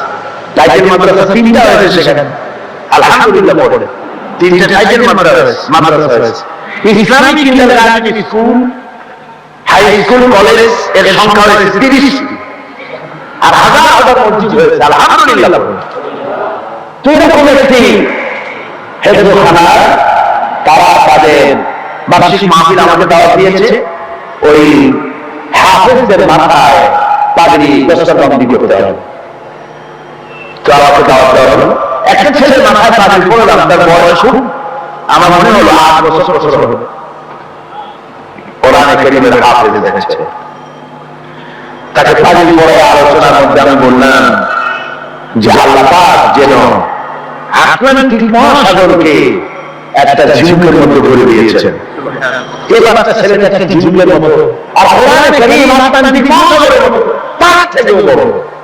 এই ঝিনুকের মতো আল্লাহ পাক হেফাজত করেছেন। কোরআন কারীম আল্লাহ পাক এভাবে মানুষকে মুখস্থ করার সুযোগ করে দিয়ে কোরআন হেফাজতের ব্যবস্থা করেছেন। এই কোরআন কারীম যার উপর অবতীর্ণ হয়েছে তিনি হচ্ছেন বিশ্বের সর্বকালের সর্বযুগের সর্বশ্রেষ্ঠ মহামানব, তিনি হচ্ছেন বিশ্বনবী জনাব মুহাম্মদ রাসূলুল্লাহ সাল্লাল্লাহু আলাইহি ওয়াসাল্লাম। কারি মেরাজের রাত আছে, পৃথিবীর কোন পয়গম্বরের মেরাজ হয়নি, একমাত্র হুজুরের মেরাজ হয়েছে। তার কারণ হুজুরের সম্মান সবচেয়ে বেশি। সবচেয়ে সম্মান কার বেশি? একটু জিজ্ঞেস করেন ধরে সরে লা ইলাহা ইল্লাল্লাহ।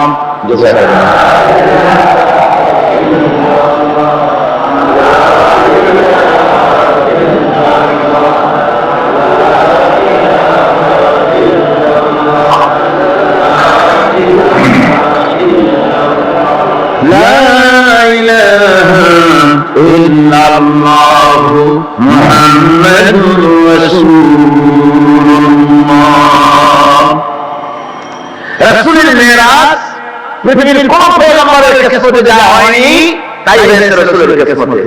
ধুলির ধরা থেকে একজন মানুষকে একটা স্কুল ও সন্ধ্যা, একজন মানুষ জড়দেহ, এই মানুষকে পৃথিবীর মাটি থেকে মহাশূন্য পাড়ি দিয়ে কেমন নিয়ে গেল আকাশে, এই নিয়ে বহু প্রশ্ন রয়েছে। কেউ মেরাজকে অস্বীকার করেছে, কেউ বলেছে হ্যাঁ মেরাজ মানি, তবে মেরাজ সরাসরি হয় নাই, মেরাজ হয়েছে স্বপ্নে। আবার কেউ বলেছেন মেরাজ হয়েছে এটা একটা আত্মিক ব্যাপার, স্পিরিচুয়াল ব্যাপার। সরাসরি মেরাজ অনেকে অস্বীকার করেছে। তাদের যুক্তি হলো যে ল অফ গ্রাভিটেশন, মাধ্যাকর্ষণ শক্তি পাড়ি দিয়ে একটা স্থূল জড় শরীর, এটা উল্টো কি করে? এটা তো খাওয়ার কথা নয়। আপেল গাছ থেকে আপেল গাছ ছিঁড়ে যখন পড়ে তখন তুমি মরে যান, সেটা মাধ্যাকর্ষণ শক্তির বলে নিচে নামে, উপরে যায় না। কাজে মাধ্যাকর্ষণ শক্তি ল অফ গ্রাভিটেশনকে পার হয়ে কি করে একটা মানুষ উপরে চলে গেল? এটা হলো এক নম্বর প্রশ্ন, যারা অস্বীকার করে তাদের প্রশ্ন। দুই নম্বরে তাদের প্রশ্ন যে বুঝলেন না কোনো কাজে থেকে গেলেন যায়া সে কি ঘরের কাছে যেটা কোথায়? এখান থেকে চাঁদ হলো 2,32,000 মাইল, সূর্য হলো 9,20 লক্ষ মাইল, তারপরে মিল্কি ওয়ে, গ্যালাক্সি, এগুলি তারকা রাজ্য, উপগ্রহের রাজ্য, গ্রহের রাজ্য। তারা বলছে এটা কথা নাকি? ওদের মাথায় ঢোকে না, বিশ্বাসী করতে চায়। হুজুর ফিরে এসে যখন বসেছেন, তারপরে আবু জাহেল এসে বলছে যে মুহাম্মদ সাল্লাল্লাহু আলাইহি ওয়াসাল্লাম প্রত্যেক দিনই তো নতুন নতুন কথা বলেন, আজকে কোনো নতুন কথা আছে নাকি? হুজুর বলছেন হ্যাঁ কথা কি? বলে এই যে শেষ রাত্রে আমার হুবু মুহাম্মদী ঘরে থেকে জিবরাইল এসে আমাকে নিয়ে গেল, বাইতুল মাকদাসে গেলাম, 2 রাকাত নামাজ পড়লাম, এরপরে ওইখান থেকে আমাকে 7 আকাশ পাড়ি দেওয়া হলো, মহাশূন্য পাড়ি দিয়ে 7 আকাশ পাড়ি দিয়ে তারপরে আরশে আজিমে গেলাম, আল্লাহর সঙ্গে কথা বললাম, বেহেশত দুনিয়া দেখলাম, এরপরে এই যাইছে কেবল ফজর করে বসছি। আবু জাহেল বলে সর্বনাশ খাইছে। এতদিন মনে করছিলাম তুমি পাগল, কিন্তু কোনো সবব ছিল না, আর আজকে দলিল মিলে গেল, প্রমাণ মিলে গেল তুমি বড় পাগল। যখন নাউযুবিল্লাহি মিন যালিক। আবু জাহেল মনে মনে খুব খুশি হলো, বলল মুহাম্মদ সাল্লাল্লাহু আলাইহি ওয়াসাল্লাম তুমি কি অনুমতি দিবে? তুমি যেভাবে এই ঘটনা বললে এই মানুষকে বলে দেয়, অবশ্যই তুমি যাও, বলে আসো। আবু জাহেল মনে করলো এটাই হলো গোল্ডেন অপরচুনিটি, এটাই হলো সুবর্ণ সুযোগ।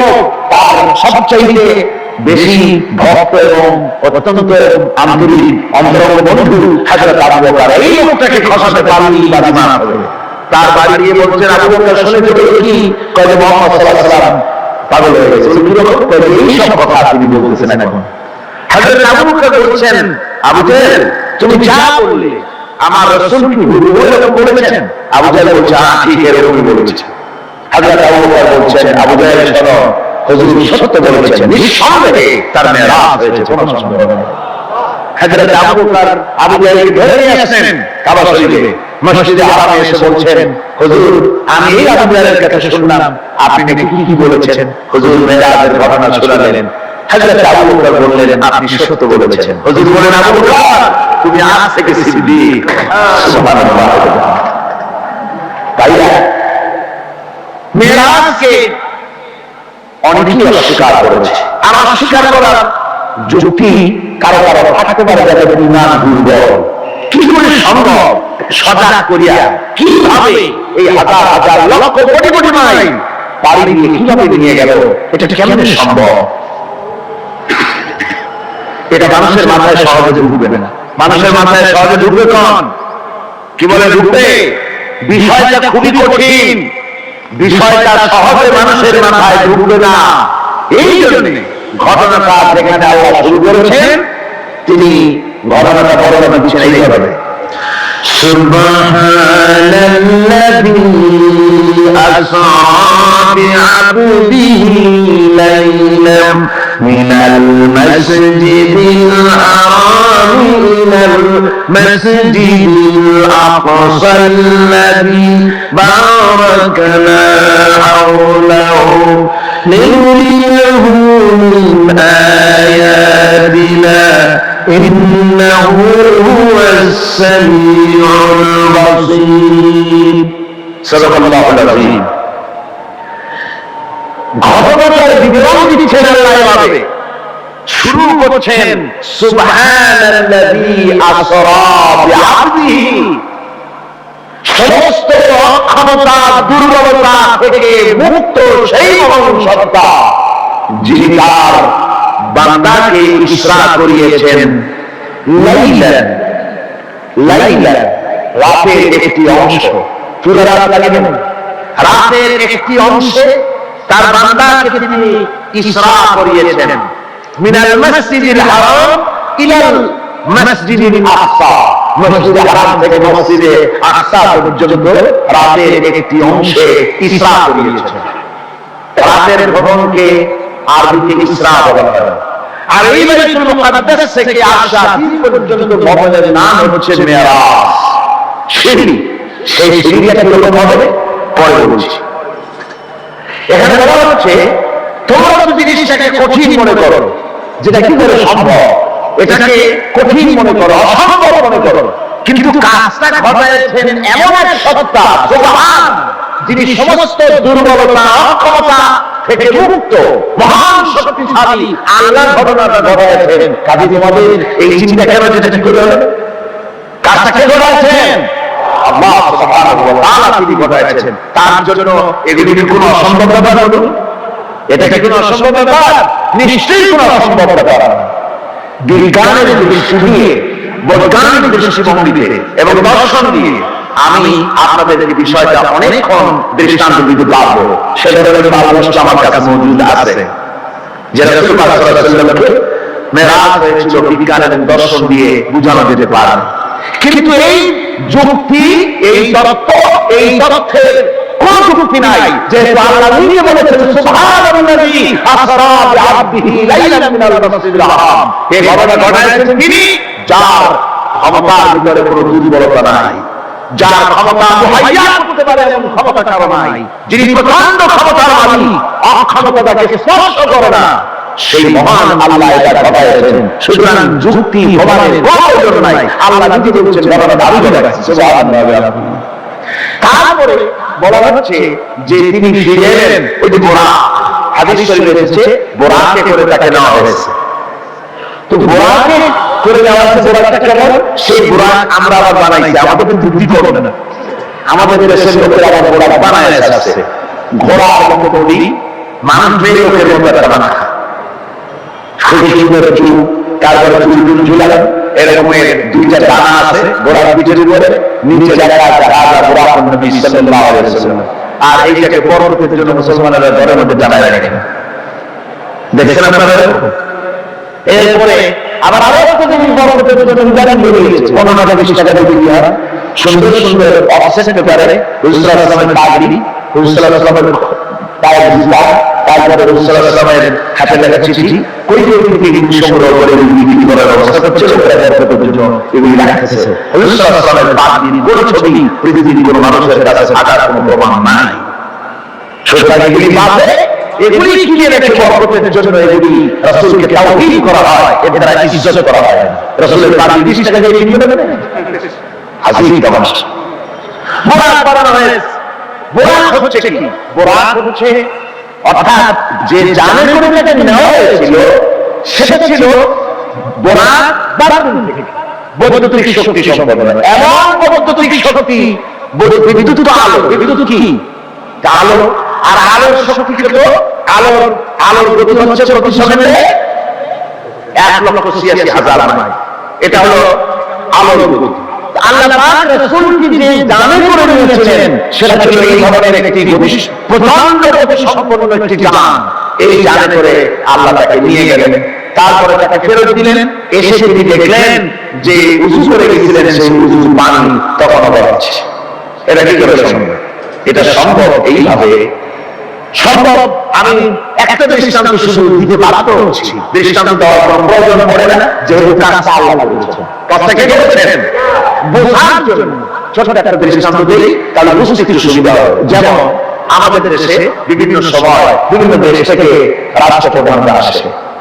ওই রাষ্ট্রপ্রধানরা আসে পরে এয়ারপোর্ট থেকে নিয়ে শুরু করে অতিথি ভবন অথবা বঙ্গভবন পর্যন্ত কয়েকটা রাস্তা গভর্নমেন্ট নিয়ন্ত্রণ করে। এই রাস্তার সমূহে ট্রাফিক চলাচল বন্ধ করে দেওয়া হয়। পত্র পত্রিকা, রেডিও, টেলিভিশন ঘোষণা করে যে রাষ্ট্রীয় অতিথি বিমানবন্দর থেকে শুরু করে তার অতিথি ভবন পর্যন্ত না যাওয়াকালীন এই রাস্তায় সাধারণ যানবাহন চলাচল করবে না। বেলা এতটা থেকে এতটা পর্যন্ত বন্ধ থাকবে। তারপরে মেহমান চলে গেল, মেহমান নামলো, গাড়িতে উঠলো, মোটর শোভাযাত্রা সহকারে তাকে অতিথি ভবন অথবা বঙ্গভবনে নিয়ে যাওয়া হলো। এরপরে স্বাভাবিক প্রক্রিয়া আবার ট্রাফিক চলাচল শুরু হয়ে গেল। এই রাস্তার সমূহে ট্রাফিক চলাচল বন্ধ করে দেওয়া হয়। পত্র পত্রিকা, রেডিও, টেলিভিশন ঘোষণা করে যে রাষ্ট্রীয় অতিথি বিমানবন্দর থেকে শুরু করে তার অতিথি ভবন পর্যন্ত না যাওয়াকালীন এই রাস্তায় সাধারণ যানবাহন চলাচল করবে না। বেলা এতটা থেকে এতটা পর্যন্ত বন্ধ থাকবে। তারপরে মেহমান চলে গেল, মেহমান নামলো, গাড়িতে উঠলো, মোটর শোভাযাত্রা সহকারে তাকে অতিথি ভবন অথবা বঙ্গভবনে নিয়ে যাওয়া হলো। এরপরে স্বাভাবিক প্রক্রিয়া আবার ট্রাফিক চলাচল শুরু হয়ে গেল। আবার এই যে যদি সামান্য সলিমুদ্দি কলিমুদ্দির জন্য যদি এই ব্যবস্থা হয়, এই দুনিয়ার প্রেসিডেন্ট গুলা, এই পৃথিবীর নেতৃস্থানীয় ব্যক্তি বলবো সলিমুদ্দি কলিমুদ্দি ছাড়া কিছু না। আজ আছে কাল নাই, ঠিক কিনা বলেন? আজ আছে কাল নাই, কিন্তু এদের মাথায় সেই আকল নাই, বুঝতে চেষ্টা করে না।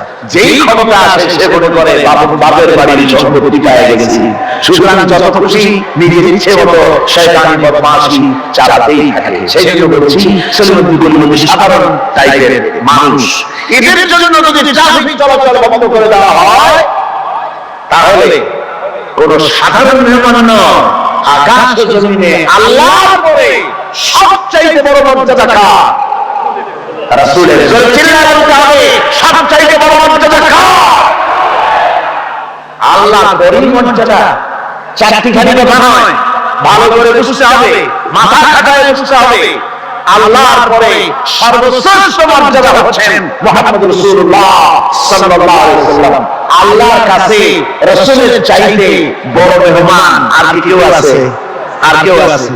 এই শ্রেষ্ঠ মেহমানকে দাওয়াত দিয়েছেন আল্লাহ নিজে, আরশে আজিমে দাওয়াত দিয়েছেন।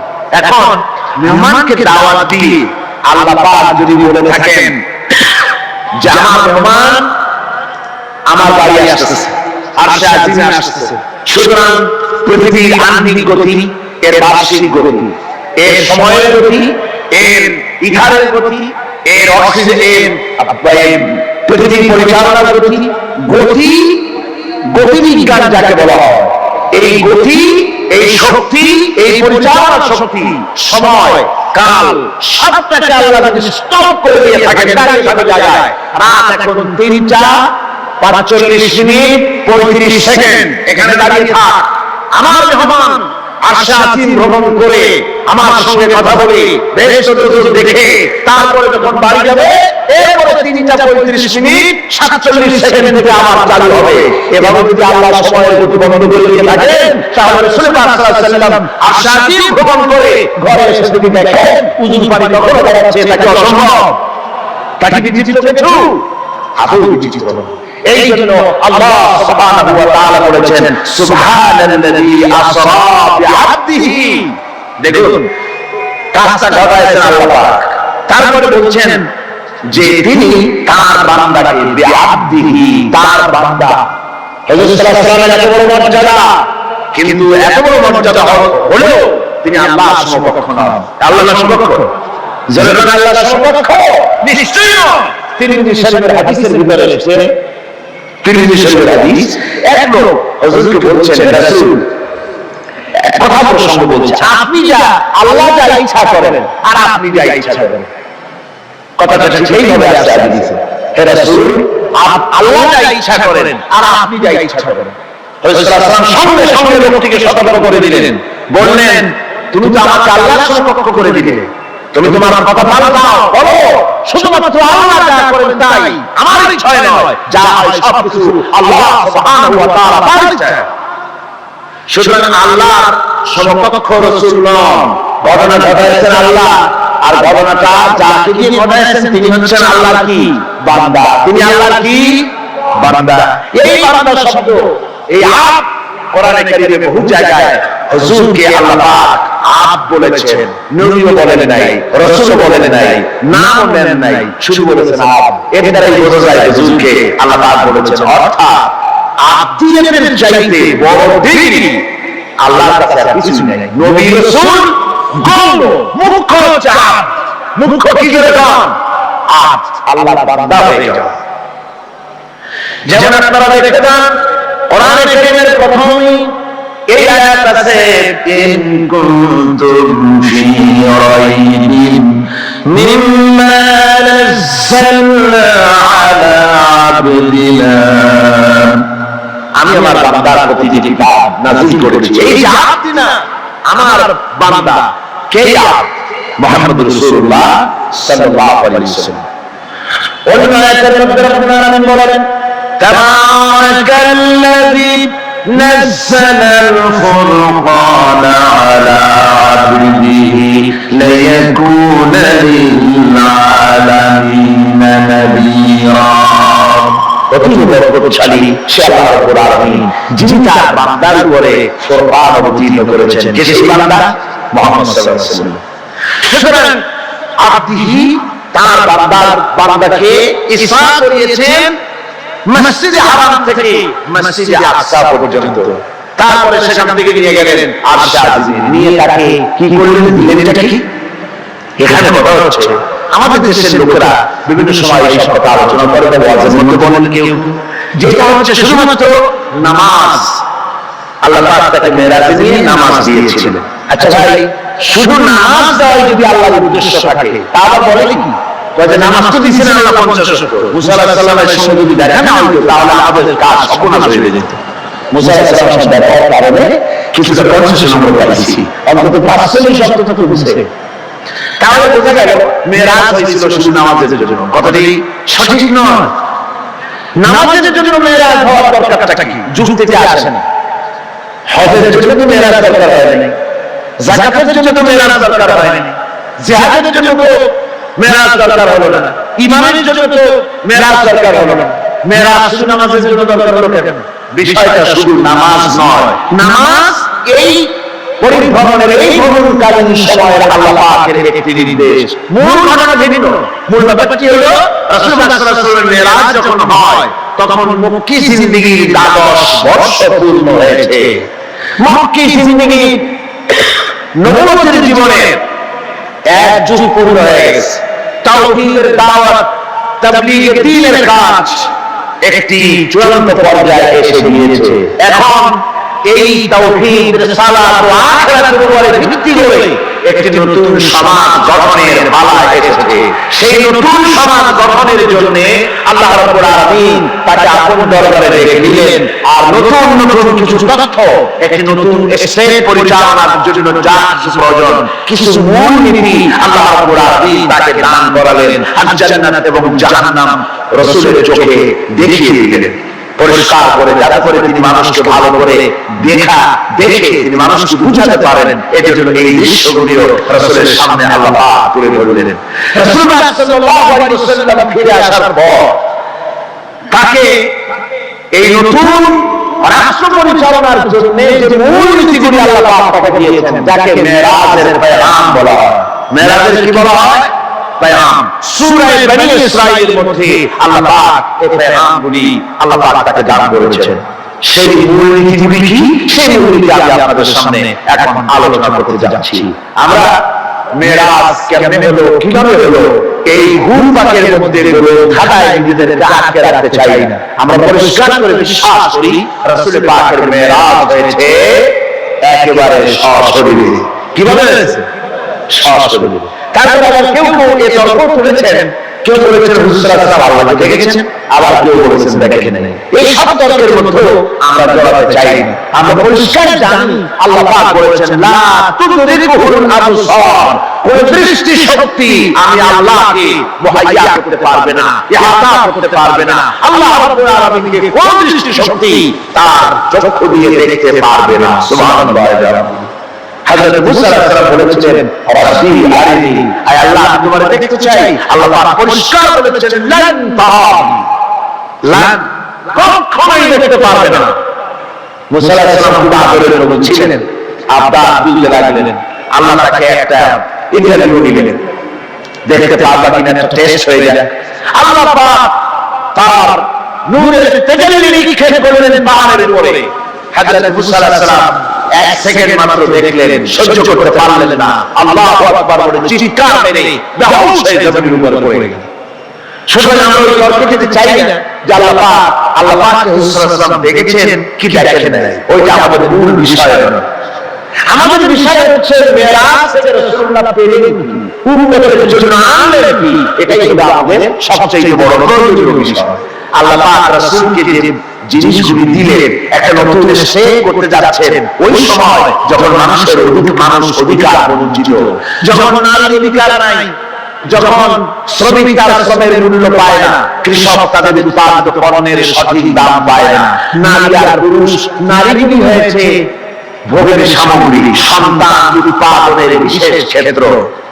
তারপরে মানুষে মানুষে হানাহানি, মারামারি, কাটাকাটি, অশ্লীলতা, পাপাচার, জিনা আর ব্যভিচার, সুদ, ঘুষ, এতিমকে ঠকানো, গান বাজনা ইত্যাদি দিয়ে গোটা দেশটা যখন রসাতলে, গোটা পৃথিবী যখন ত্রাহি ত্রাহি করছে মজলুম জনতা, সেই সময় ইসলামের এই নতুন স্টেটের ভিত্তি দিতে যাচ্ছেন মুহাম্মদ রাসূলুল্লাহ সাল্লাল্লাহু আলাইহি ওয়াসাল্লাম। তখন আল্লাহ পাক এই স্টেট রচনার পেছনে কতগুলি মূলনীতি আল্লাহ পাক দান করলেন। সেই মূলনীতিগুলি এখন আমি আপনাদের সামনে বলছি।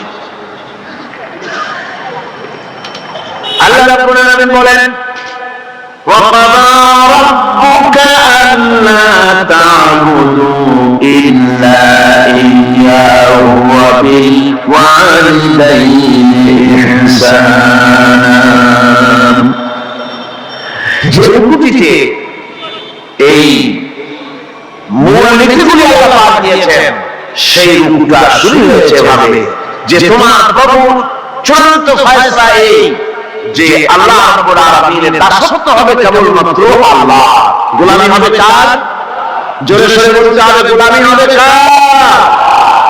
আল্লাহ ছাড়া আর কারো গোলামি করা যাবে না। নতুন স্টেট তৈরি করতে যাচ্ছ, প্রথম নীতি হবে, প্রথম মূলনীতি হবে স্টেটে প্রথম থেকে নিয়ে শেষ পর্যন্ত, রাষ্ট্রপ্রধান থেকে নিয়ে প্রজা পর্যন্ত, জীবনের সকল ক্ষেত্রে সমস্ত মানুষের জন্য এটাই হলো মূলনীতি যে আল্লাহ ছাড়া কাউকে প্রভু বলে মানা যাবে না, আল্লাহ ছাড়া কারো গোলামি করা যাবে না। আর আল্লাহ পরেই মা বাপদের, মাতা পিতা ইহসান করবে, এটা হচ্ছে আল্লাহর নির্দেশ, আল্লাহর ফয়সালা। তো প্রথম পয়েন্ট যেটা, সেটা হচ্ছে ইবাদত। প্রথম পয়েন্ট কি? ইবাদত। মূলত এই ইবাদতের জন্যই আল্লাহ পাক মানুষকে সৃষ্টি করেছেন। কোরআনে কারীমে আল্লাহ বলেছেন মা খালাকুতুল জিন্না ওয়াল ইনসা ইল্লা লিয়াবুদুন। আল্লাহ বলেন আমি মানব আর জিন জাতিকে সৃষ্টি করেছি শুধু আমার ইবাদতের জন্য, আর কোনো কারণে নয়। আর পৃথিবীতে যত নবী আমি পাঠিয়েছি, সমস্ত নবীরা তার কওমকে দাওয়াত দিয়েছেন ইয়া কাওমি ইবুদুল্লাহ মা লাকুম মিন ইলাহিন গায়রু। আল্লাহ রাব্বুল আলামিন বলেন দুনিয়ায় যত নবী পাঠানো হলো, সমস্ত নবীরা তার জাতিকে ডেকে বলেছেন, হে আমার জাতি, হে আমার কওম, এক আল্লাহর গোলামি করো, তিনি ছাড়া তোমাদের কোনো ইলাহ নাই। এই দাওয়াত সব নবীরা দিয়েছেন। আল্লাহ পাক বলেন, এমন কোন জাতি নাই, এমন কোন উম্মত নাই যাদের কাছে নবী আমি পাঠাই নাই। ওয়ালাকাদ বা'আসনা ফি কুল্লি উম্মাতির রাসূলা আন ইবুদুল্লাহা ওয়াজতানিবুত তাগুত। আমি প্রত্যেক জাতির জন্য রাসূল প্রেরণ করেছি, আমি প্রত্যেক জাতির জন্য নবী প্রেরণ করেছি।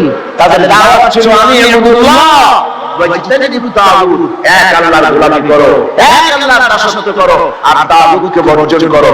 তাগুত হচ্ছে সেই শক্তি যে শক্তি শুধু নিজেই আল্লাহর আইন অমান্য করে বসে থাকে না, বরং অন্যদেরকেও আল্লাহর আইন অমান্য করতে বাধ্য করে।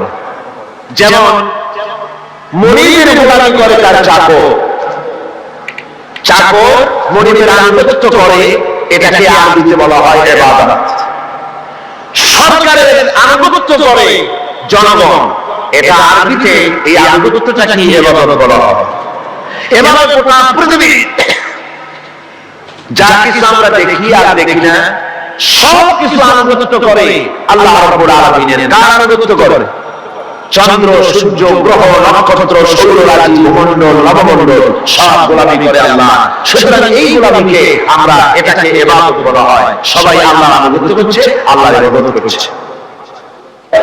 সমস্ত মানুষ মনকে নরম করে বিশাল আকাশের মালিক, আমাদের হায়াতের মালিক, আমাদের মওতের মালিক, আমাদের সুখ দুঃখের মালিক, আমাদের মনিব, আমাদের রব, সর্বস্রষ্টা, সর্বশ্রেষ্ঠ মালিক মহান আল্লাহ রাব্বুল আলামিনের সামনে মাথা নিচু করে একান্ত গোলামের মতো, ভিক্ষুকের মতো, কাঙ্গালের মতো জীবনের সব দুঃখ দুর্দশা আল্লাহর কাছে বলবো। আমরা আমাদের গুনাহের কথা বলবো, আল্লাহর কাছে মাফ চাইবো। আল্লাহুম্মা আমিন। এখন সাত মাথা মনে মনে হাতে দিয়ে ভালো আছে, আমার বয়স 60, আমার বয়স 60। কি রে কেন এত মেনে ছেলে মেয়ে কেউ আমার বয়স 60 দাবি করতে পারলো না, তুই আমার বয়স কি হলো 60 দাবি করলি? আমরা জানি প্রতিদিন অঙ্ক করতে হলে একটা সূত্র লাগে। এই কেন তুই যে মানে অঙ্কে 60 দাবি করেছিস আমার বয়স, তোর অঙ্কে কি কোনো সূত্র আছে? কালা বলছিস অবশ্যই আমার অঙ্কে কি আছে? সূত্র আছে। সূত্র ছাড়া আমিও জানি অঙ্ক হয় না।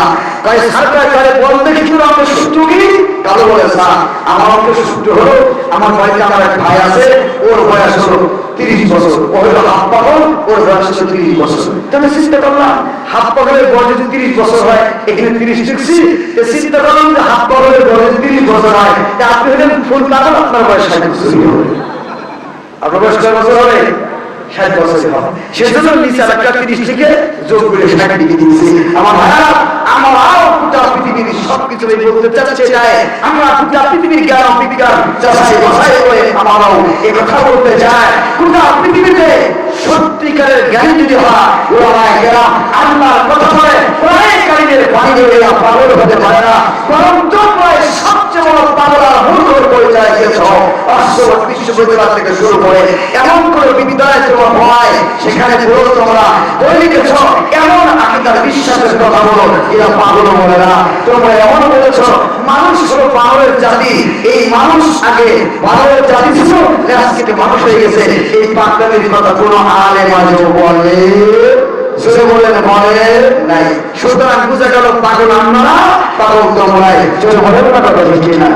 এই জন্য আল্লাহ বলে দুনিয়ার মানুষ, হে দুনিয়ার মানুষ তোমরা ঘরের ভিতরে ঢুকে যাও, মূর্খ যুগের নারীদের মতো তোমরা তোমাদেরকে প্রদর্শন করো না, তোমরা পর্দা করো। কত সুন্দর কথা আল্লাহ তাআলা বললেন। এই কথাগুলি যদি নারীরা আজকে বুঝতে তারা বুঝতে পারতো, আল্লাহর কসম তারা জান্নাতি হয়ে যাইত। চিৎকার দিয়ে বলেন না কথা ঠিক কিনা? মা খাদিজাতুল কুবরা জান্নাতি, ওমা গোটা পৃথিবীর সকল নারীরা যারা আমার নবীর জীবন আদর্শ, আল্লাহ নবীর সাহাবীদের জীবন আদর্শ যারা পালন করছে, যারা মেনে চলেছে, ওই মানুষগুলো হয়ে গেছে জান্নাতি। আমরা কারা কারা জান্নাতি হয়েছে হাত তুলে দেখায় না? আমার ঘরে হাত তোলা জান্নাতি মানুষ কাকে বলা হয়? আল্লাহ আল্লাহ নবী মুহাম্মদ রাসূলুল্লাহ সাল্লাল্লাহু আলাইহি ওয়াসাল্লাম একটা হাদিস তেলাওয়াত করেছে। এই হাদিসটা বলবো আমার দিকে তাকান। আল্লাহ তাআলা কোরআনে কারীম থেকে একটা বাইজান সূরা তেলাওয়াত করেছে। এই সূরা কয়েকটা আয়াত সম্পর্কে কিছু বলবো, বলার সময় আমার থাকবে না, হবে না, তারপর কিছু সংক্ষেপে আলোচনা করবো। আল্লাহ তাআলা বলেন, আল্লাহুমুত তাকাসুরু হাত্তা যুরতুমুল মাকাবির কাল্লা সাওফা তা'লামুনা সুম্মা কাল্লা সাওফা তা'লামুন।